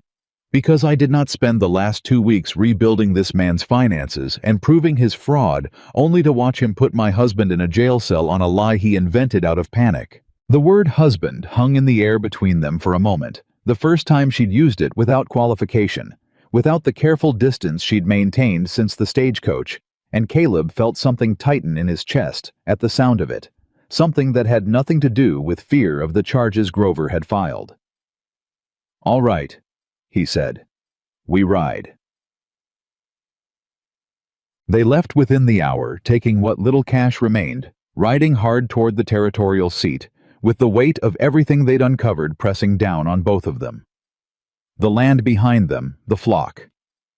The barn still smelling faintly of smoke, all of it left in the hands of a hastily hired neighbor boy, while they chased down the only authority that might stand between Caleb and a cell built on lies. They rode through the first night with barely a rest, Evelyn's endurance surprising him at every turn, her jaw set with the same relentless determination she brought to every ledger, every confrontation, every fight she'd taken on since stepping off that stagecoach. "You don't have to keep this pace," he said when they finally stopped to rest the horses near midnight. "Neither do you, and yet here we both are." She sat on a fallen log, rubbing feeling back into hands, raw from the reins, and looked at him with an exhaustion that went beyond the physical. "Caleb, if this doesn't work, if the marshal won't act in time, if Grover's charges stick even for a few days, don't. I need to say it. If they arrest you, I need to know what to do. Who to speak with. How to keep fighting the land claim without you there to... Evelyn." He said her name plain without title for the first time since she'd arrived, and something in the sound of it seemed to still her mid-sentence. "You'll keep fighting regardless of what happens to me. I know that much about you already, but it ain't going to come to that." "You can't know that." "No," he admitted. "But I know you. 3 weeks ago, I didn't believe there was a person alive who could out-argue Elias Grover in his own bank. Now I've watched you do it twice. I reckon you'll find a way to keep a rigged charge from sticking too if it comes to that." Something in her face softened the exhaustion and fear, giving way just for a moment to something gentler. "You trust me," she said, like the realization surprised her. "More than I've trusted anybody in a long while, ma'am." The silence between them shifted, then charged with something neither of them had let surface before. Not in the daylight, not with work to distract them, not with Grover's threats hanging over every waking hour. Caleb found himself closer to her than he'd meant to be close enough to see the exhaustion and fear and stubborn resolve all warring in her eyes at once. "Caleb," she started, and he didn't know if she meant to finish that sentence with a warning or something else entirely, because the sound of hoofbeats on the road behind them cut through the moment like a blade. They both went still, Caleb's hand dropping instinctively to the rifle across his saddle. "Riders," he said quietly. "Coming fast. Grover's men. Only one way to find out." He pulled Evelyn back into the shadow of the trees, rifle raised, heart hammering against his ribs, as the hoofbeats grew louder, closer, until 3 riders came into view on the moonlit road, and Caleb felt something cold settle in his gut as he recognized the man leading them. Not Grover. Worse. Silas Pratt's supposed lawyer, the one who'd filed the fraudulent lien riding hard toward the territorial seat, with the same urgency Caleb and Evelyn had been riding all night. "They're going to the marshal too," Evelyn whispered. "They must know we're headed there. They're trying to get there first, to plant their version of events before we can tell ours. Then we don't let them." Caleb swung back up into his saddle, every muscle in his body screaming with exhaustion, and looked over at Evelyn with a grim determination that matched her own. "Ma'am," he said, "I believe we've got a race on our hands." They didn't stay hidden long. Caleb watched the 3 riders disappear around the bend toward the territorial seat, and something in his chest told him waiting would cost them more than it saved. "We can't beat them there," he said. "Not on tired horses. We don't need to beat them.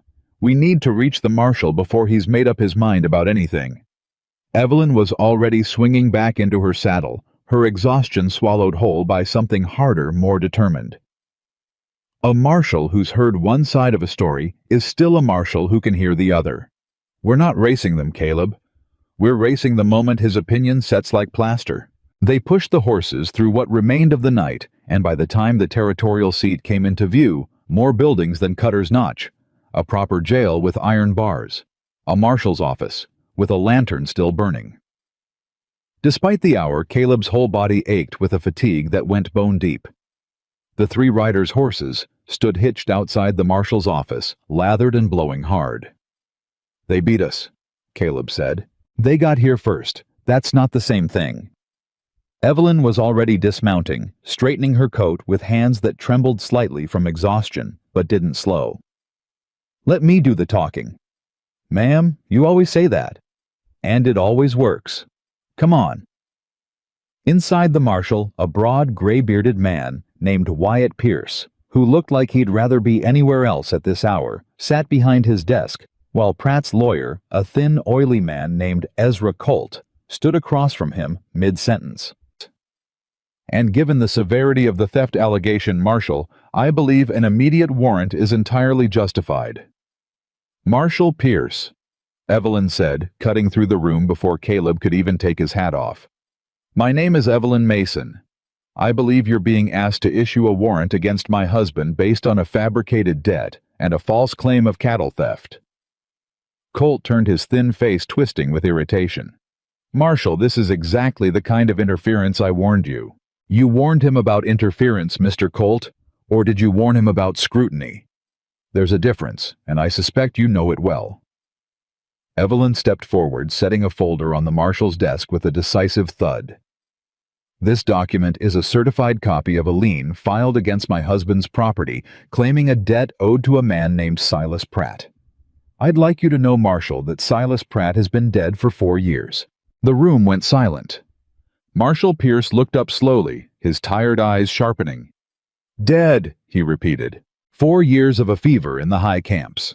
I have a sworn witness in Cutter's Notch, a woman named Ruth Calloway who buried him herself, and who will testify that Silas Pratt never had 2 coins to lend anyone in his life, let alone $200 11 years past. Evelyn's voice didn't waver. The ink on this document is fresh, Marshal, newer than the date claims. I believe this lien was fabricated recently to justify an early foreclosure on my husband's land, and I believe the cattle theft charge Mr. Colt is here to file tonight is simply the next weapon in the same scheme timed precisely to have my husband arrested before he can dispute either claim. Colt's face had gone pale, then red. This is outrageous. Marshal, I demand. You demand. Marshal Pierce's voice was quiet, but it cut through Colt's protest like a blade. Mr. Colt, you rode 2 days to file a theft charge at midnight, the same week a foreclosure deadline's been moved up twice. That tells me somebody's in an awful hurry. He turned to Evelyn, studying her with new interest. You got that witness statement in writing, ma'am. I have Mrs. Calloway's word that she'll provide one formally under oath whenever this court requires it. That'll do for tonight. Pierce stood, and something in his bearing told Caleb the man had seen enough corrupt land grabs in his years, wearing that badge, to recognize the shape of one when it walked through his door. Mr. Colt, I'm not issuing any warrant tonight. Not on a theft charge tied to cattle nobody's reported stolen until a foreclosure got moved up. You want to file charges, you file them proper with evidence that holds up, and you do it in daylight, not by riding into my office past midnight, hoping I'm too tired to ask questions. Marshal, my client. Your client's dead, Mr. Colt, has been for 4 years if this lady's telling the truth, and I intend to find out for certain before anybody in this territory loses land over his name. Pierce's eyes swept to Caleb, taking his measure for the first time. Mason, you got 8 days left on that deadline. 6 now, Marshal, counting the ride here. Then you go home, and you keep fighting this the way you've been fighting it. I'll send a rider to Cutter's Notch within the week to look at that filing myself. In the meantime, his gaze shifted back to Colt, hard and unyielding. Nobody's getting arrested on a charge built out of a dead man's name. Colt gathered his papers with shaking hands and left without another word, and Caleb watched him go, feeling something loosen in his chest for the first time in what felt like days. That's one fight won. Evelyn said quietly, once the door had shut behind the lawyer. Feels like more than one, ma'am. She looked at him, exhaustion finally catching up to her all at once, and for a moment, something vulnerable slipped through the composed mask she wore so well. We should rest, she said. Even a few hours. We've got a hard ride back, and Grover's not finished. Men like him never are. They found a room at the small inn near the marshal's office, and for the first time since the stagecoach had rolled into Cutter's Notch, they didn't have the luxury of separate quarters. Only one room left, one bed, and a night too short and too exhausted for either of them to argue about propriety. Caleb took the floor without being asked, laying his coat down as a makeshift bedroll, and Evelyn didn't object, though she watched him for a long moment before finally speaking. "You don't have to do that." "Ma'am, I ain't in the habit of taking a bed while a lady sleeps on the ground. I meant—" She hesitated, something uncertain in her voice that he hadn't heard from her before. "You've done that for me. Since the trunk at the stagecoach. Small things. Things nobody's done for me in a long time." Caleb sat down on the floor, pulling his boots off with tired, deliberate movements, giving himself a moment before he answered. "My mother used to say a man's measured by what he does when nobody's grading him for it," he said finally. "I ain't doing it to be graded, Evelyn. I'm doing it because it's right." She was quiet for a long moment, and when she spoke again, her voice had gone soft in a way he hadn't heard before, stripped of its usual sharp precision. "In Boston," she said, "nobody ever did anything without expecting something back. Even kindness had a price if you looked close enough." She paused. "I didn't expect to find something different out here. I didn't expect to find you." Caleb looked up at her in the dim light, something in his chest tightening at the rawness in her voice, the admission that seemed to cost her more than any ledger she'd ever balanced. "Ma'am," he said quietly, "I didn't expect to find you either. Reckon we're both a little surprised by how this turned out." Neither of them said anything else that night, but the silence between them had changed, warmer, closer, charged with something neither of them was ready yet to name out loud. They rode back to Mason Ridge the next morning, and the closer they got, the more Caleb felt his gut tighten with dread. Some instinct warning him that 6 days remaining meant Grover would grow more desperate, not less. He was right. They crested the last hill to find Tobias waiting for them at the gate, his young face grim. "Mr. Mason," he said, "there's trouble, bad trouble." "What now?" "Grover's been talking to the freight company, the one that hauls goods out of Cutter's Notch to the mining camps up in the hills." Tobias's voice was tight with worry. "Word is, he's offered them a better rate to stop carrying any goods from Mason Ridge. Says if you try to sell eggs or produce to the camps, they won't haul it." Caleb felt something cold settle in his stomach. He's trying to cut off any income before the deadline hits. That's exactly what he's trying to do. Evelyn said, her jaw tight. "If we can't sell anything, we can't raise the difference between what we owe and what we've managed to save.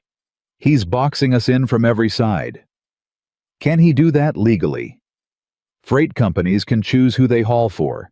There's nothing illegal about a business decision, even a spiteful one." Evelyn's eyes had gone hard, calculating.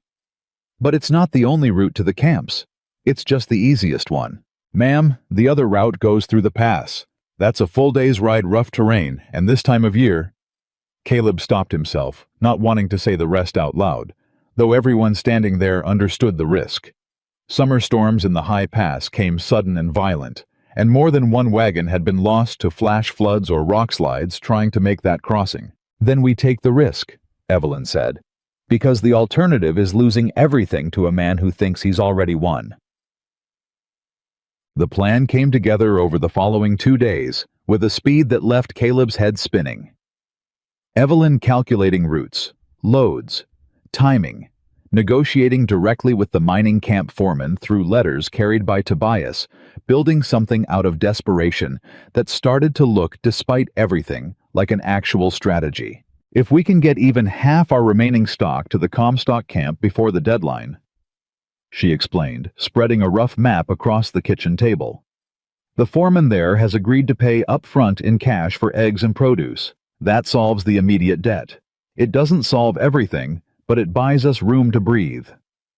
And if the pass gives us trouble, then we've lost some eggs and a wagon, which is a smaller loss than losing everything to Grover's deadline." Caleb studied the map, tracing the route with his finger, feeling the weight of the decision settle heavy in his chest. "I'll drive the wagon myself." "We'll drive it together." "Evelyn, that pass ain't safe for a woman." Her eyebrow arched, the old sharpness returning to her voice. "Mr. Mason, I've spent the last 3 weeks discovering there is very little on this homestead I can't manage as well as you, and considerably better in matters of numbers. I intend to see this plan through myself, not send you into danger while I wait safely at home, wondering if you've survived it." He wanted to argue. Some old, stubborn instinct told him a man protected his wife from danger, kept her safe behind walls while he faced the mountain alone. But 3 weeks of watching her prove herself in the bank, in the recorder's office, in the marshal's midnight meeting, had taught him something he hadn't expected to learn. "All right," he said. "Together, then." They loaded the wagon before dawn. Every crate of eggs, every basket of produce salvaged from the half-neglected garden, packed with careful precision under Evelyn's direction. The morning air held a chill that Caleb didn't like, a heaviness in the clouds gathering over the peaks that made his stomach tighten with old, hard-earned instinct. "Storm's coming," he said. "Might be tonight, might be tomorrow. Hard to say for certain. Then we move faster." Evelyn climbed up onto the wagon seat beside him, wrapped tight in a coat too thin for the mountain air, her jaw set with determination. "How long to the pass?" 6 hours if the road holds. Longer if it don't." They set off as the sun cleared the ridge, and for the first few hours the journey felt almost peaceful, the rhythm of the wagon wheels, the quiet between them settling into something companionable rather than tense. "You ever think about what happens after?" Evelyn asked, breaking the silence somewhere around mid-morning. "After the deadline, after all of it. If we win, if Grover stopped the land, secured the debt, settled fair." She was looking straight ahead at the road, but Caleb could hear something careful in her voice, like she was testing ground she wasn't sure would hold. "What does this homestead become once it's not just about survival anymore?" Caleb considered the question longer than he meant to, watching the road climb toward the pass ahead. "Never let myself think that far," he admitted. "Been so busy just trying to keep from losing everything, I never thought much on what keeping it might look like." "I have," she said quietly. "Thought about it more than I probably should, given we've been married 3 weeks and most of that time's been spent fighting a corrupt banker."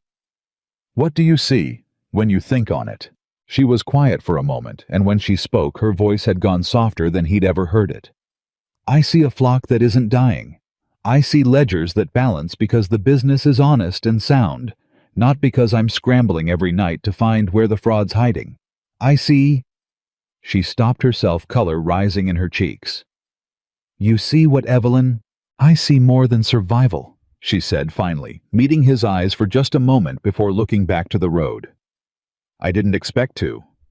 3 weeks ago I told myself I was marrying a stranger for practical reasons, nothing more. I didn't expect to start hoping for something bigger than that." Caleb felt something in his chest swell, warm and fierce, and he was about to answer when the first crack of thunder rolled down from the peaks ahead, loud enough to make the horses startle. "Storm's here," he said, and any answer he might have given her disappeared beneath the sudden urgent need to survive what was coming. The rain hit within the hour, and by the time they reached the mouth of the pass, it had turned from a steady fall into a driving, punishing torrent that turned the narrow trail into a river of mud. "We should turn back," Evelyn shouted over the wind. "Can't trail behind us is already washing out. Only way forward is through."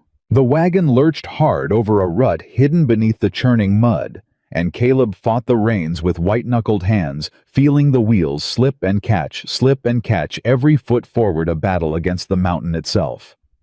"Rocks!" Evelyn screamed, pointing ahead, and Caleb saw it too late. A slide of loose stone tumbling down the slope above them, dislodged by the rain, crashing down toward the narrow trail just ahead of the horses. He hauled the reins hard, pulling the team to a screeching stop just as the rock slide crashed across the path a dozen feet ahead, close enough that Caleb felt the spray of mud and stone against his face.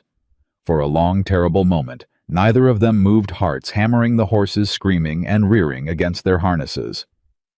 "Everyone all right?" Caleb called, breathless. Yes, I'm all right."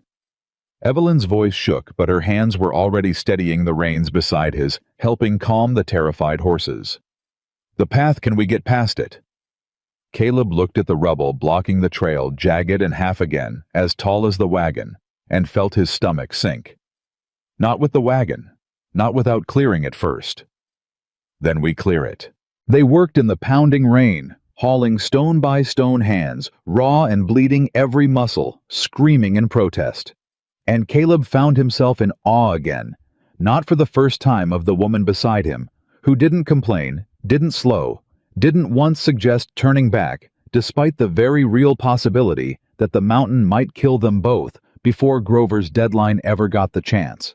It took nearly 2 hours to clear enough of the slide to pass, and by the time they finally broke through, both of them were soaked to the bone, shaking with cold and exhaustion, the light already starting to fail around them.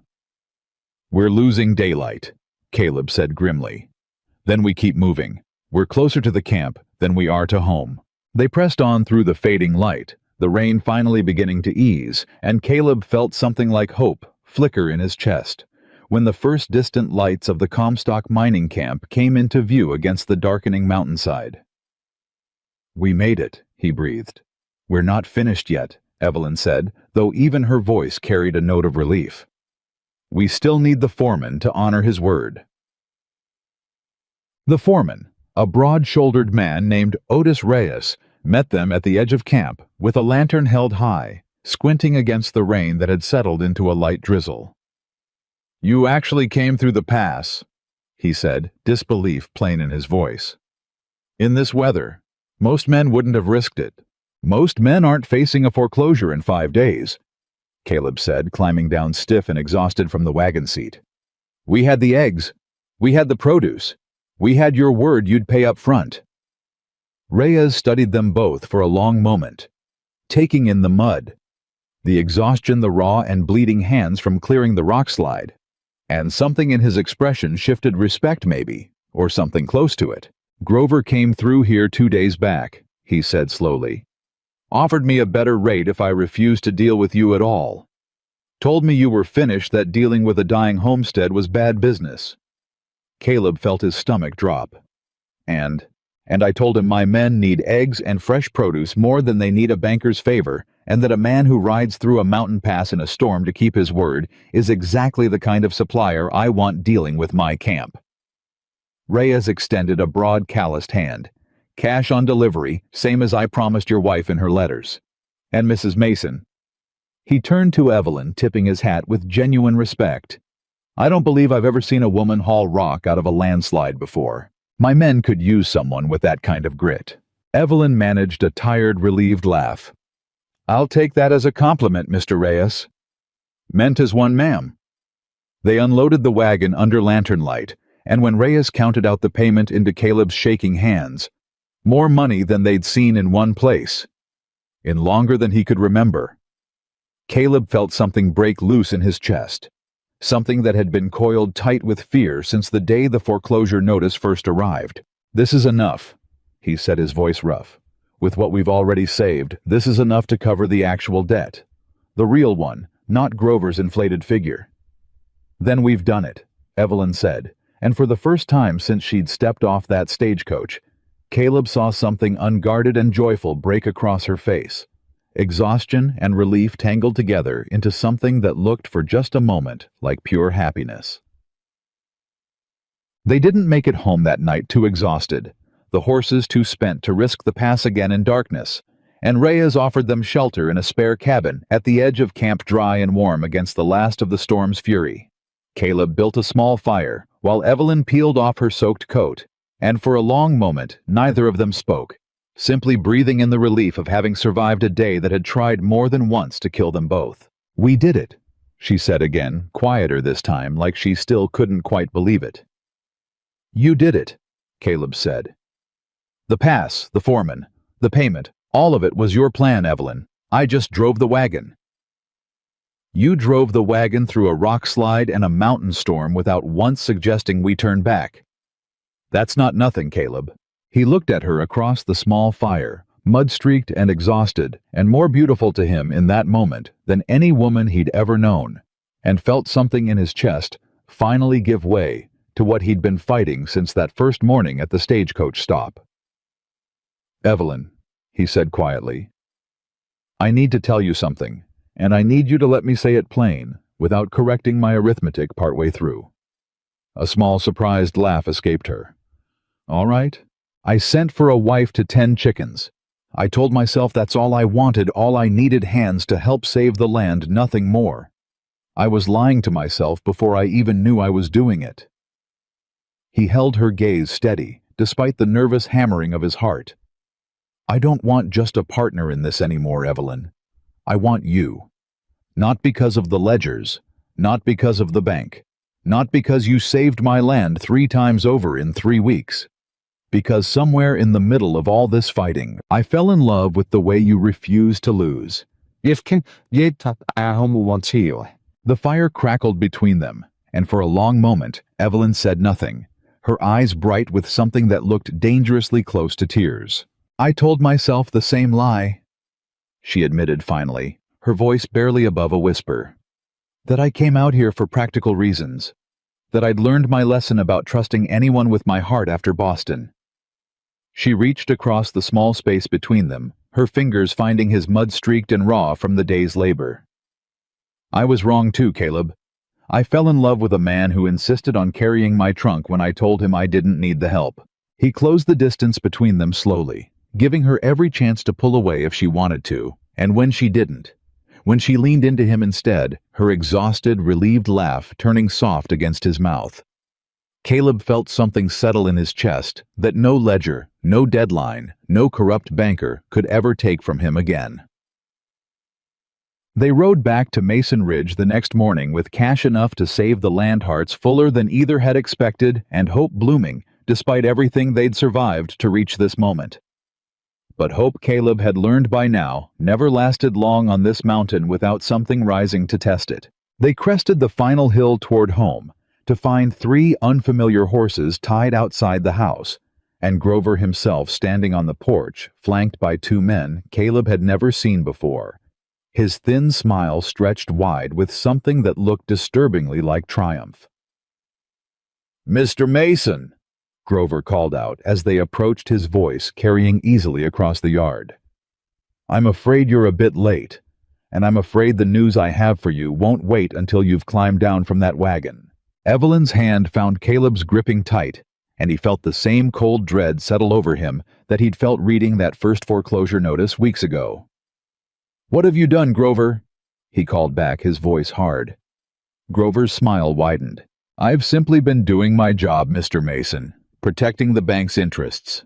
He gestured to the 2 men beside him, both wearing the unmistakable look of hired muscle rather than legitimate business associates. "And making certain that whatever cash you manage to scrape together on your little trip won't be enough to save you. Not anymore." "Not enough!" Evelyn's voice cut across the yard before Caleb could even climb down from the wagon, sharp and unshaken, despite the dread coiling in her stomach. "What exactly have you done, Mr. Grover?" Grover descended the porch steps slowly, savoring the moment, the way a man savors a meal he's waited too long to eat. "I've filed an emergency injunction with the county court, effective this morning. It freezes all assets and payments related to the Mason property pending resolution of the outstanding lien claim and the theft investigation." His smile sharpened. "Which means, Mrs. Mason, that whatever money you've brought home today cannot legally be applied to the debt. Not until the injunction is lifted. And injunctions, as you likely know from your banking days, can take months to resolve." Caleb felt the cash in his coat pocket suddenly weigh 1,000 pounds useless paper against a legal maneuver he didn't fully understand, but understood well enough to fear. "That's not possible," Evelyn said, though something in her voice had gone tight, calculating. "The Pratt lien is fraudulent. I have a witness. The marshal himself said he'd investigate." "The marshal's investigation hasn't concluded, Mrs. Carter." Grover's use of her maiden name was deliberate, a small cruelty meant to remind her she had no standing here that he couldn't strip away with the stroke of a pen. "Until it does, the lien stands as filed, and my injunction stands with it. You can pay every dollar you scrape together riding through that storm, and it won't matter one bit, because the court won't let the payment be applied." Caleb stepped down from the wagon, his boots hitting the dirt, hard, every muscle in his body coiled tight with a fury he hadn't felt since the day he'd fed that first foreclosure notice to the stove. "You're stalling," he said. "You know the lien's fake. You know Pratt's been dead 4 years. You're just buying time to bury us in paperwork until we run out of days. I'm protecting the bank's interests, Mr. Mason. That's all this has ever been." Grover's eyes flicked toward the 2 men flanking him, both silent, both watching Caleb with the flat, assessing look of men paid to intimidate rather than reason. "Now I'd recommend you and your wife gather whatever you intend to take with you.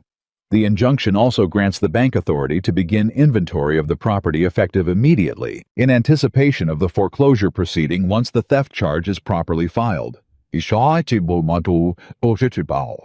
said the marshal refused the warrant," Caleb said. "The marshal refused a warrant issued at midnight on incomplete evidence. I have considerably more evidence now." Grover reached into his coat and produced a folded paper, holding it just out of reach, taunting. "A sworn statement from a ranch hand who says he witnessed you moving cattle off bank-secured collateral last spring. Signed, notarized, entirely legitimate." "That's a lie. I don't even know who that could be." "His name is Wendell Cross. I believe you know him." Caleb's stomach dropped. Wendell Cross had worked for him 2 summers back, before he'd been let go for drinking through his wages and showing up late more mornings than not. A man with every reason to hold a grudge, and precisely the kind of desperate soul Grover would know how to buy. "He's lying," Caleb said, but even to his own ears the protest sounded thin against the weight of a notarized statement. Perhaps. Courts tend to prefer sworn testimony over protestation. "Mr. Mason." Grover tucked the paper back into his coat, satisfaction radiating off him like heat off summer pavement. "You have until sundown to vacate the main house.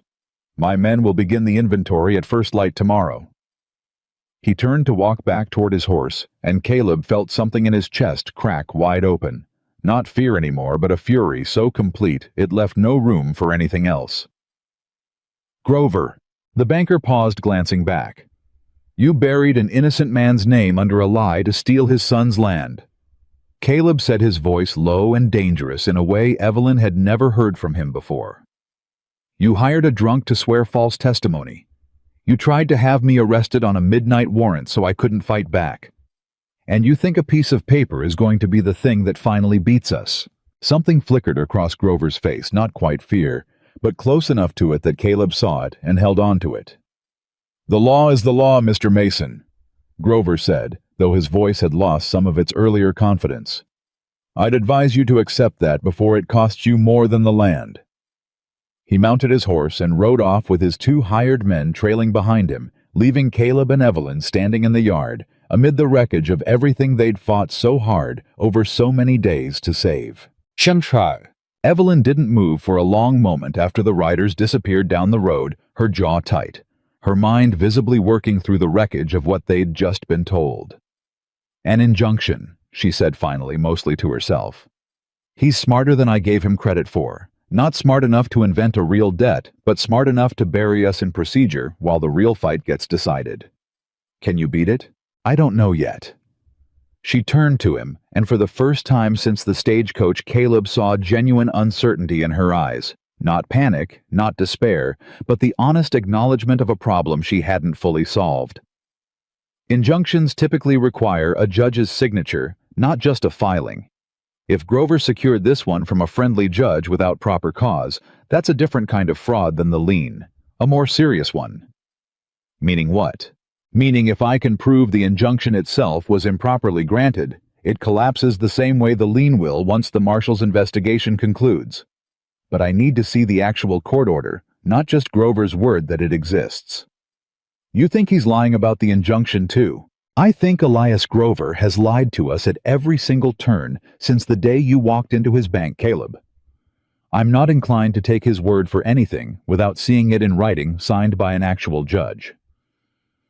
She was already moving toward the house, her exhaustion from the pass and the storm and the ride home seemingly forgotten, replaced by the same relentless focus that had carried her through every fight so far. "We ride to the county seat. Today. If that injunction exists, I want to see it with my own eyes. Evelyn, we've been riding for 2 days straight. The horses can rest for 2 hours while we eat something and gather what evidence we have. Then we ride." She stopped at the porch steps, turning back to look at him, something fierce and unbroken in her expression, despite everything Grover had just thrown at them. "He wants us exhausted and desperate, Caleb. Reacting instead of thinking. I refuse to give him that."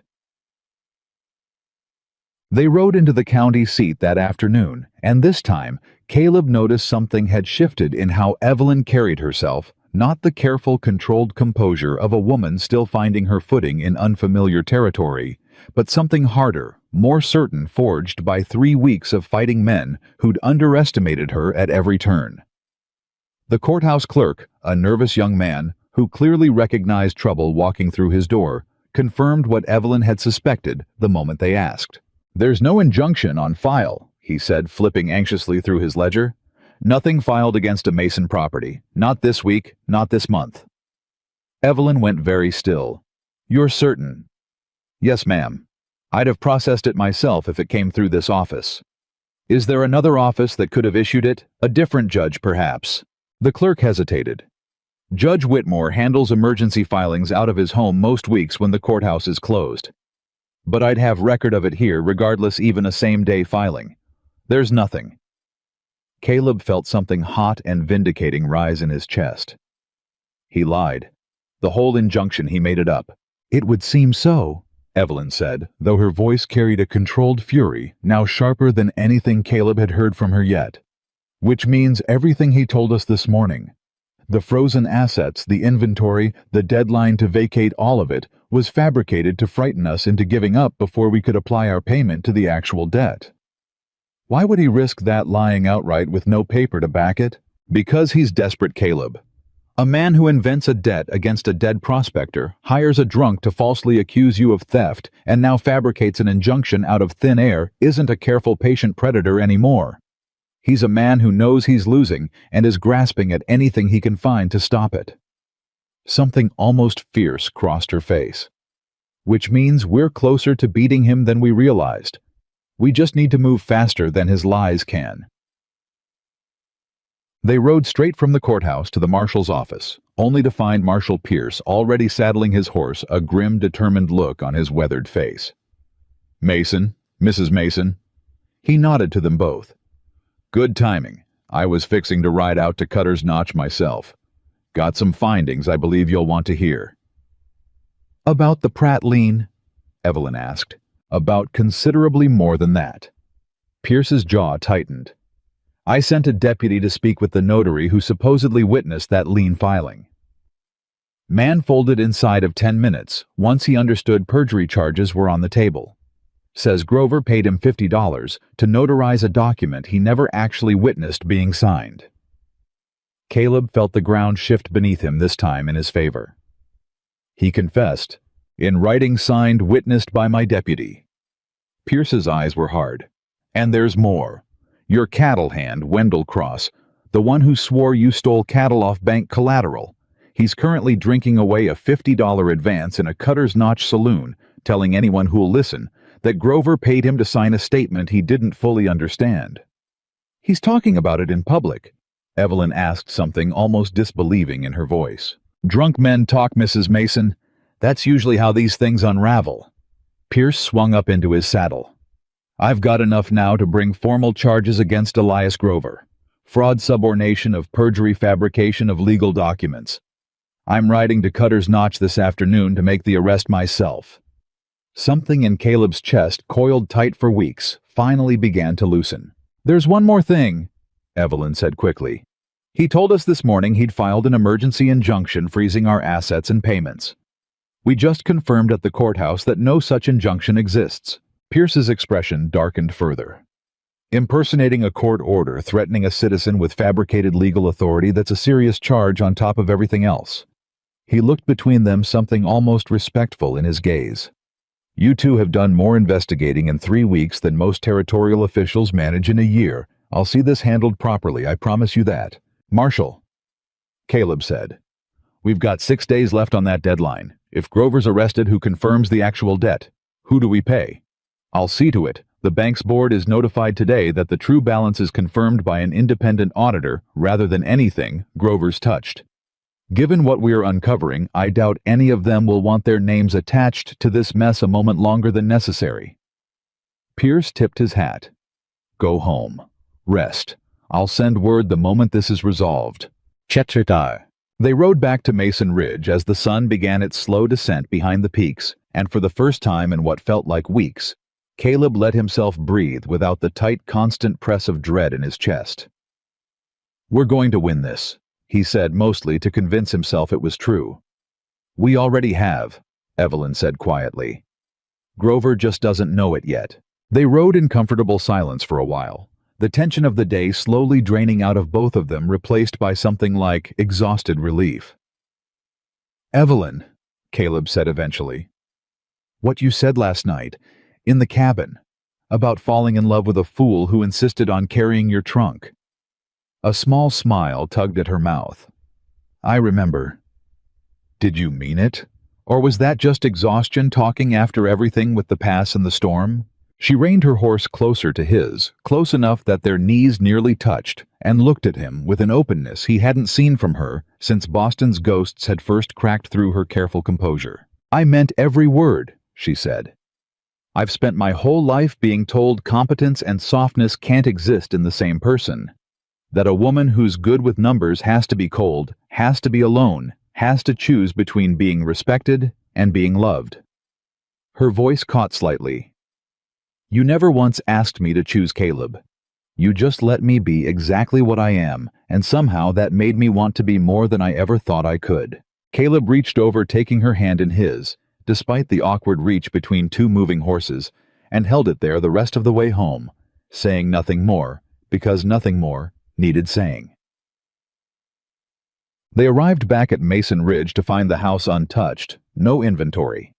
Crew, no hired muscle waiting on the porch, just the quiet, ordinary sight of their own land in the fading light, chickens settling for the night. The barn's scorched corner, a reminder of everything they'd survived rather than a fresh wound. But the peace didn't last through the night. Caleb woke near midnight to the sound of Evelyn's sharp intake of breath beside him, and he was up and reaching for his rifle before he'd even fully registered what had startled her. "Someone's outside," she whispered.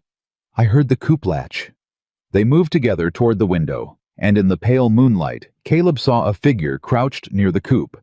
Not the careful, deliberate movements of Grover's hired men, but something more frantic, more desperate. "Stay here," Caleb said. "Absolutely not." He didn't have time to argue. He was already moving toward the door, rifle in hand. Evelyn closed behind him despite his instruction, and when he stepped out into the yard, the figure by the coop startled upright, revealing a face Caleb recognized instantly. Wendell Cross. Cross. Caleb's voice was hard, rifle raised, but not aimed. "What in God's name are you doing on my land at midnight?" Wendell's hands went up immediately, shaking his face, pale and sweating despite the cool night air. "Mr. Mason, please, I ain't here to cause trouble, I swear it." "You signed a false statement saying I stole cattle. Give me one reason not to march you straight to the marshal myself. That's why I'm here." Wendell's voice cracked desperation, bleeding through every word. "I heard tell today that Grover's fixing to get arrested. Heard the marshal's got proof I lied. I got scared, Mr. Mason. I didn't know what I was signing. Not really Grover's man, just told me it was a formality.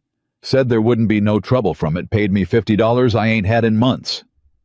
He was nearly crying now, the bravado of a man drinking away guilty money entirely gone. "I come here tonight because I wanted to tell you myself before the marshal comes for me.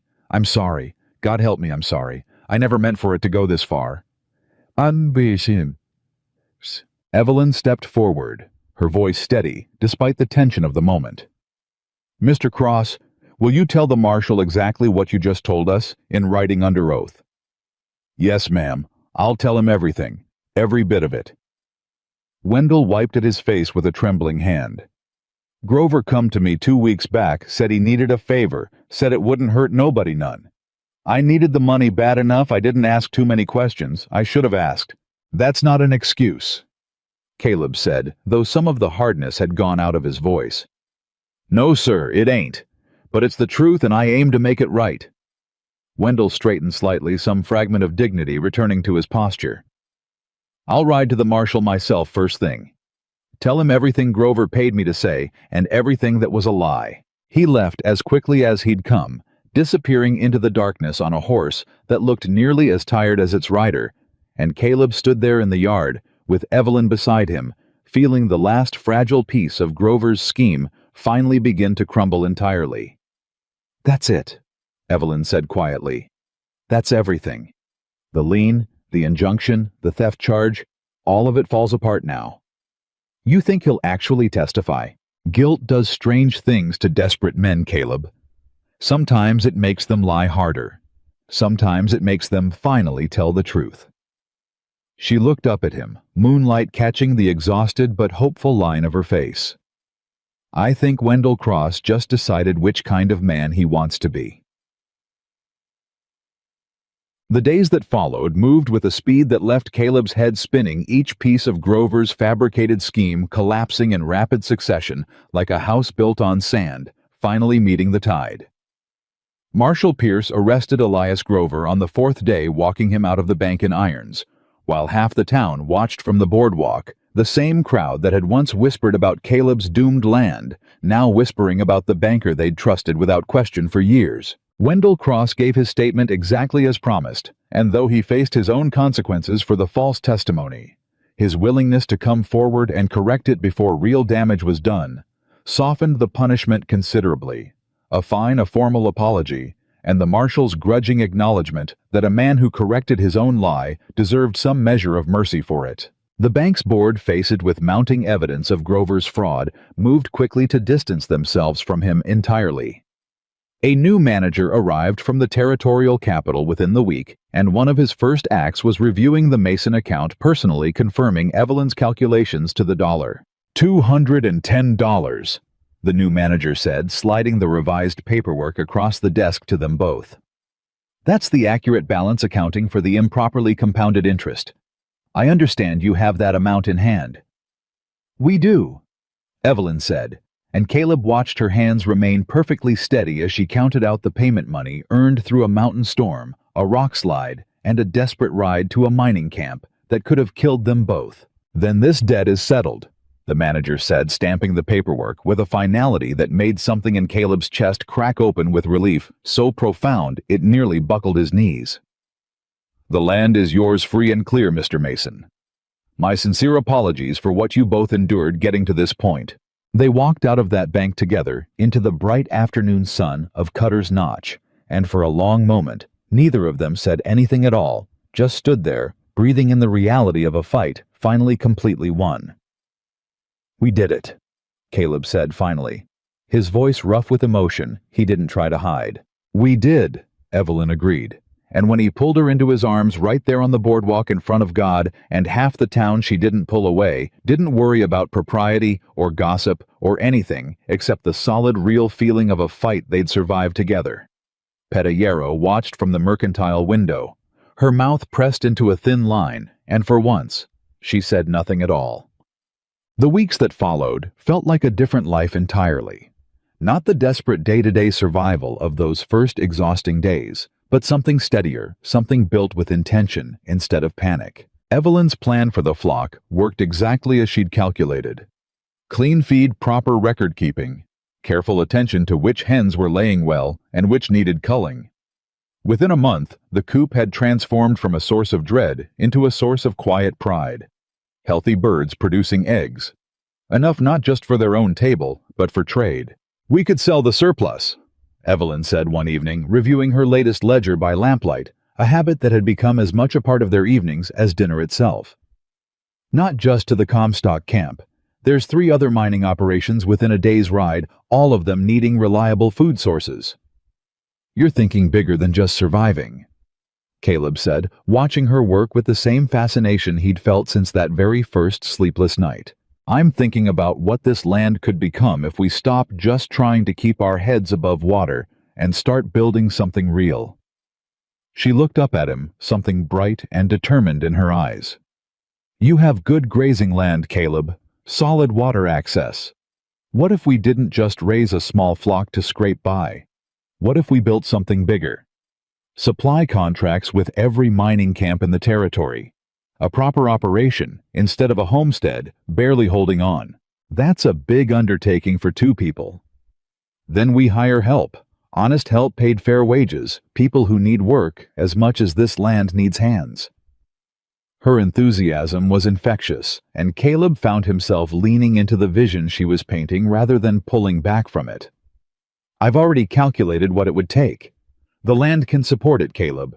We just needed to stop fighting for survival long enough to see it.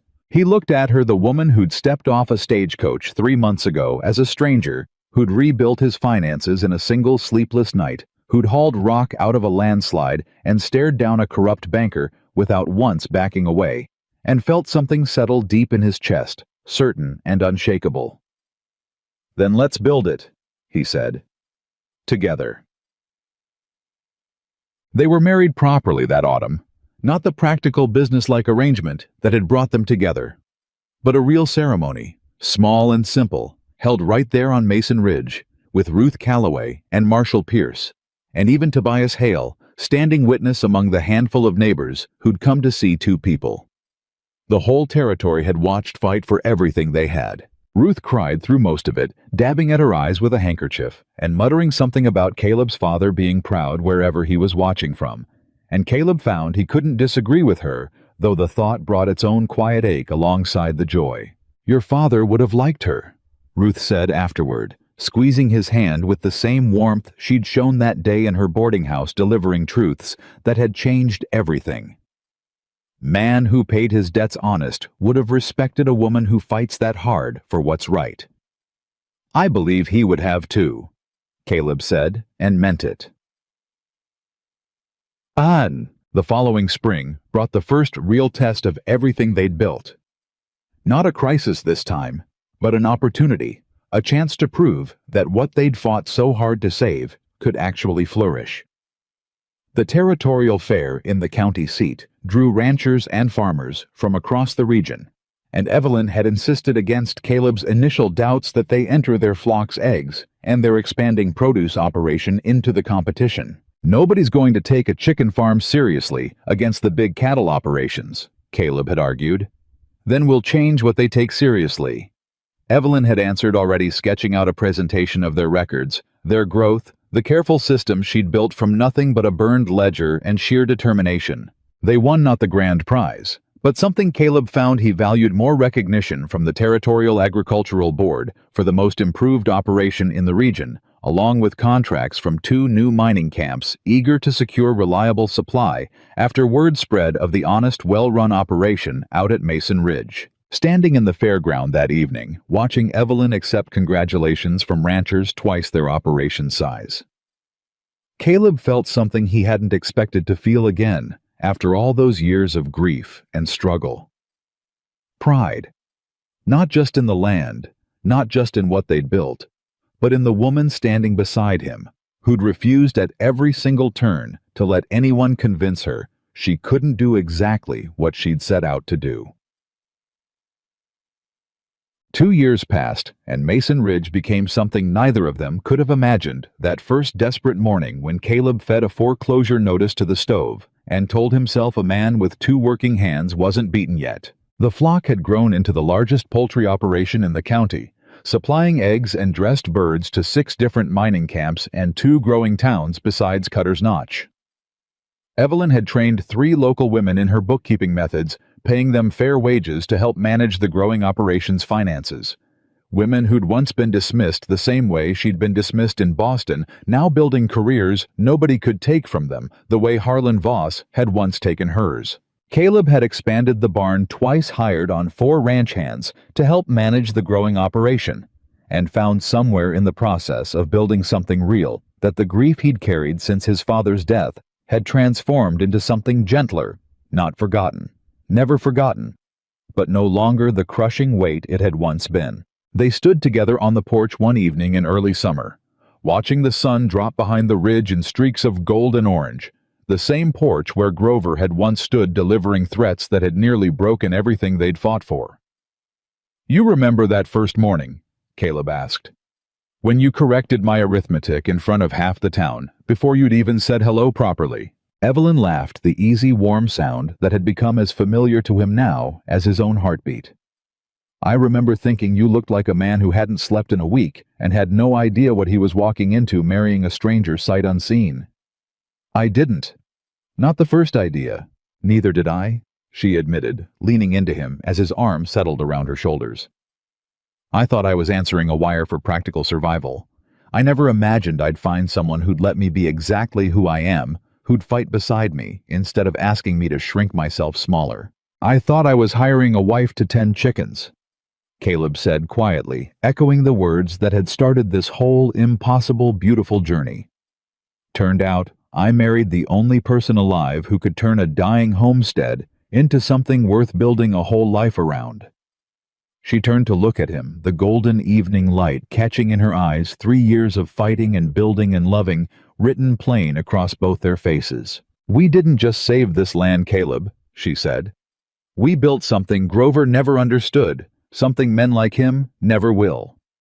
He thought power came from lies, from control, from taking what other people built through fear. Her hand found his steady and certain, the way it had been steady through every storm they'd weathered together. But real power was never about taking. It was about two people who refused to lose, who chose each other and chose this land, and chose to build something honest out of everything that tried to break them. Caleb pulled her closer, watching the last light fade, gold and soft, over the ridge that had once nearly cost him everything, and felt for the first time in longer than he could remember something that wasn't survival. It was home. It was hers. It was theirs. And nothing, not Grover, not the bank, not the mountain itself in its cruelest storms, would ever take it from them again.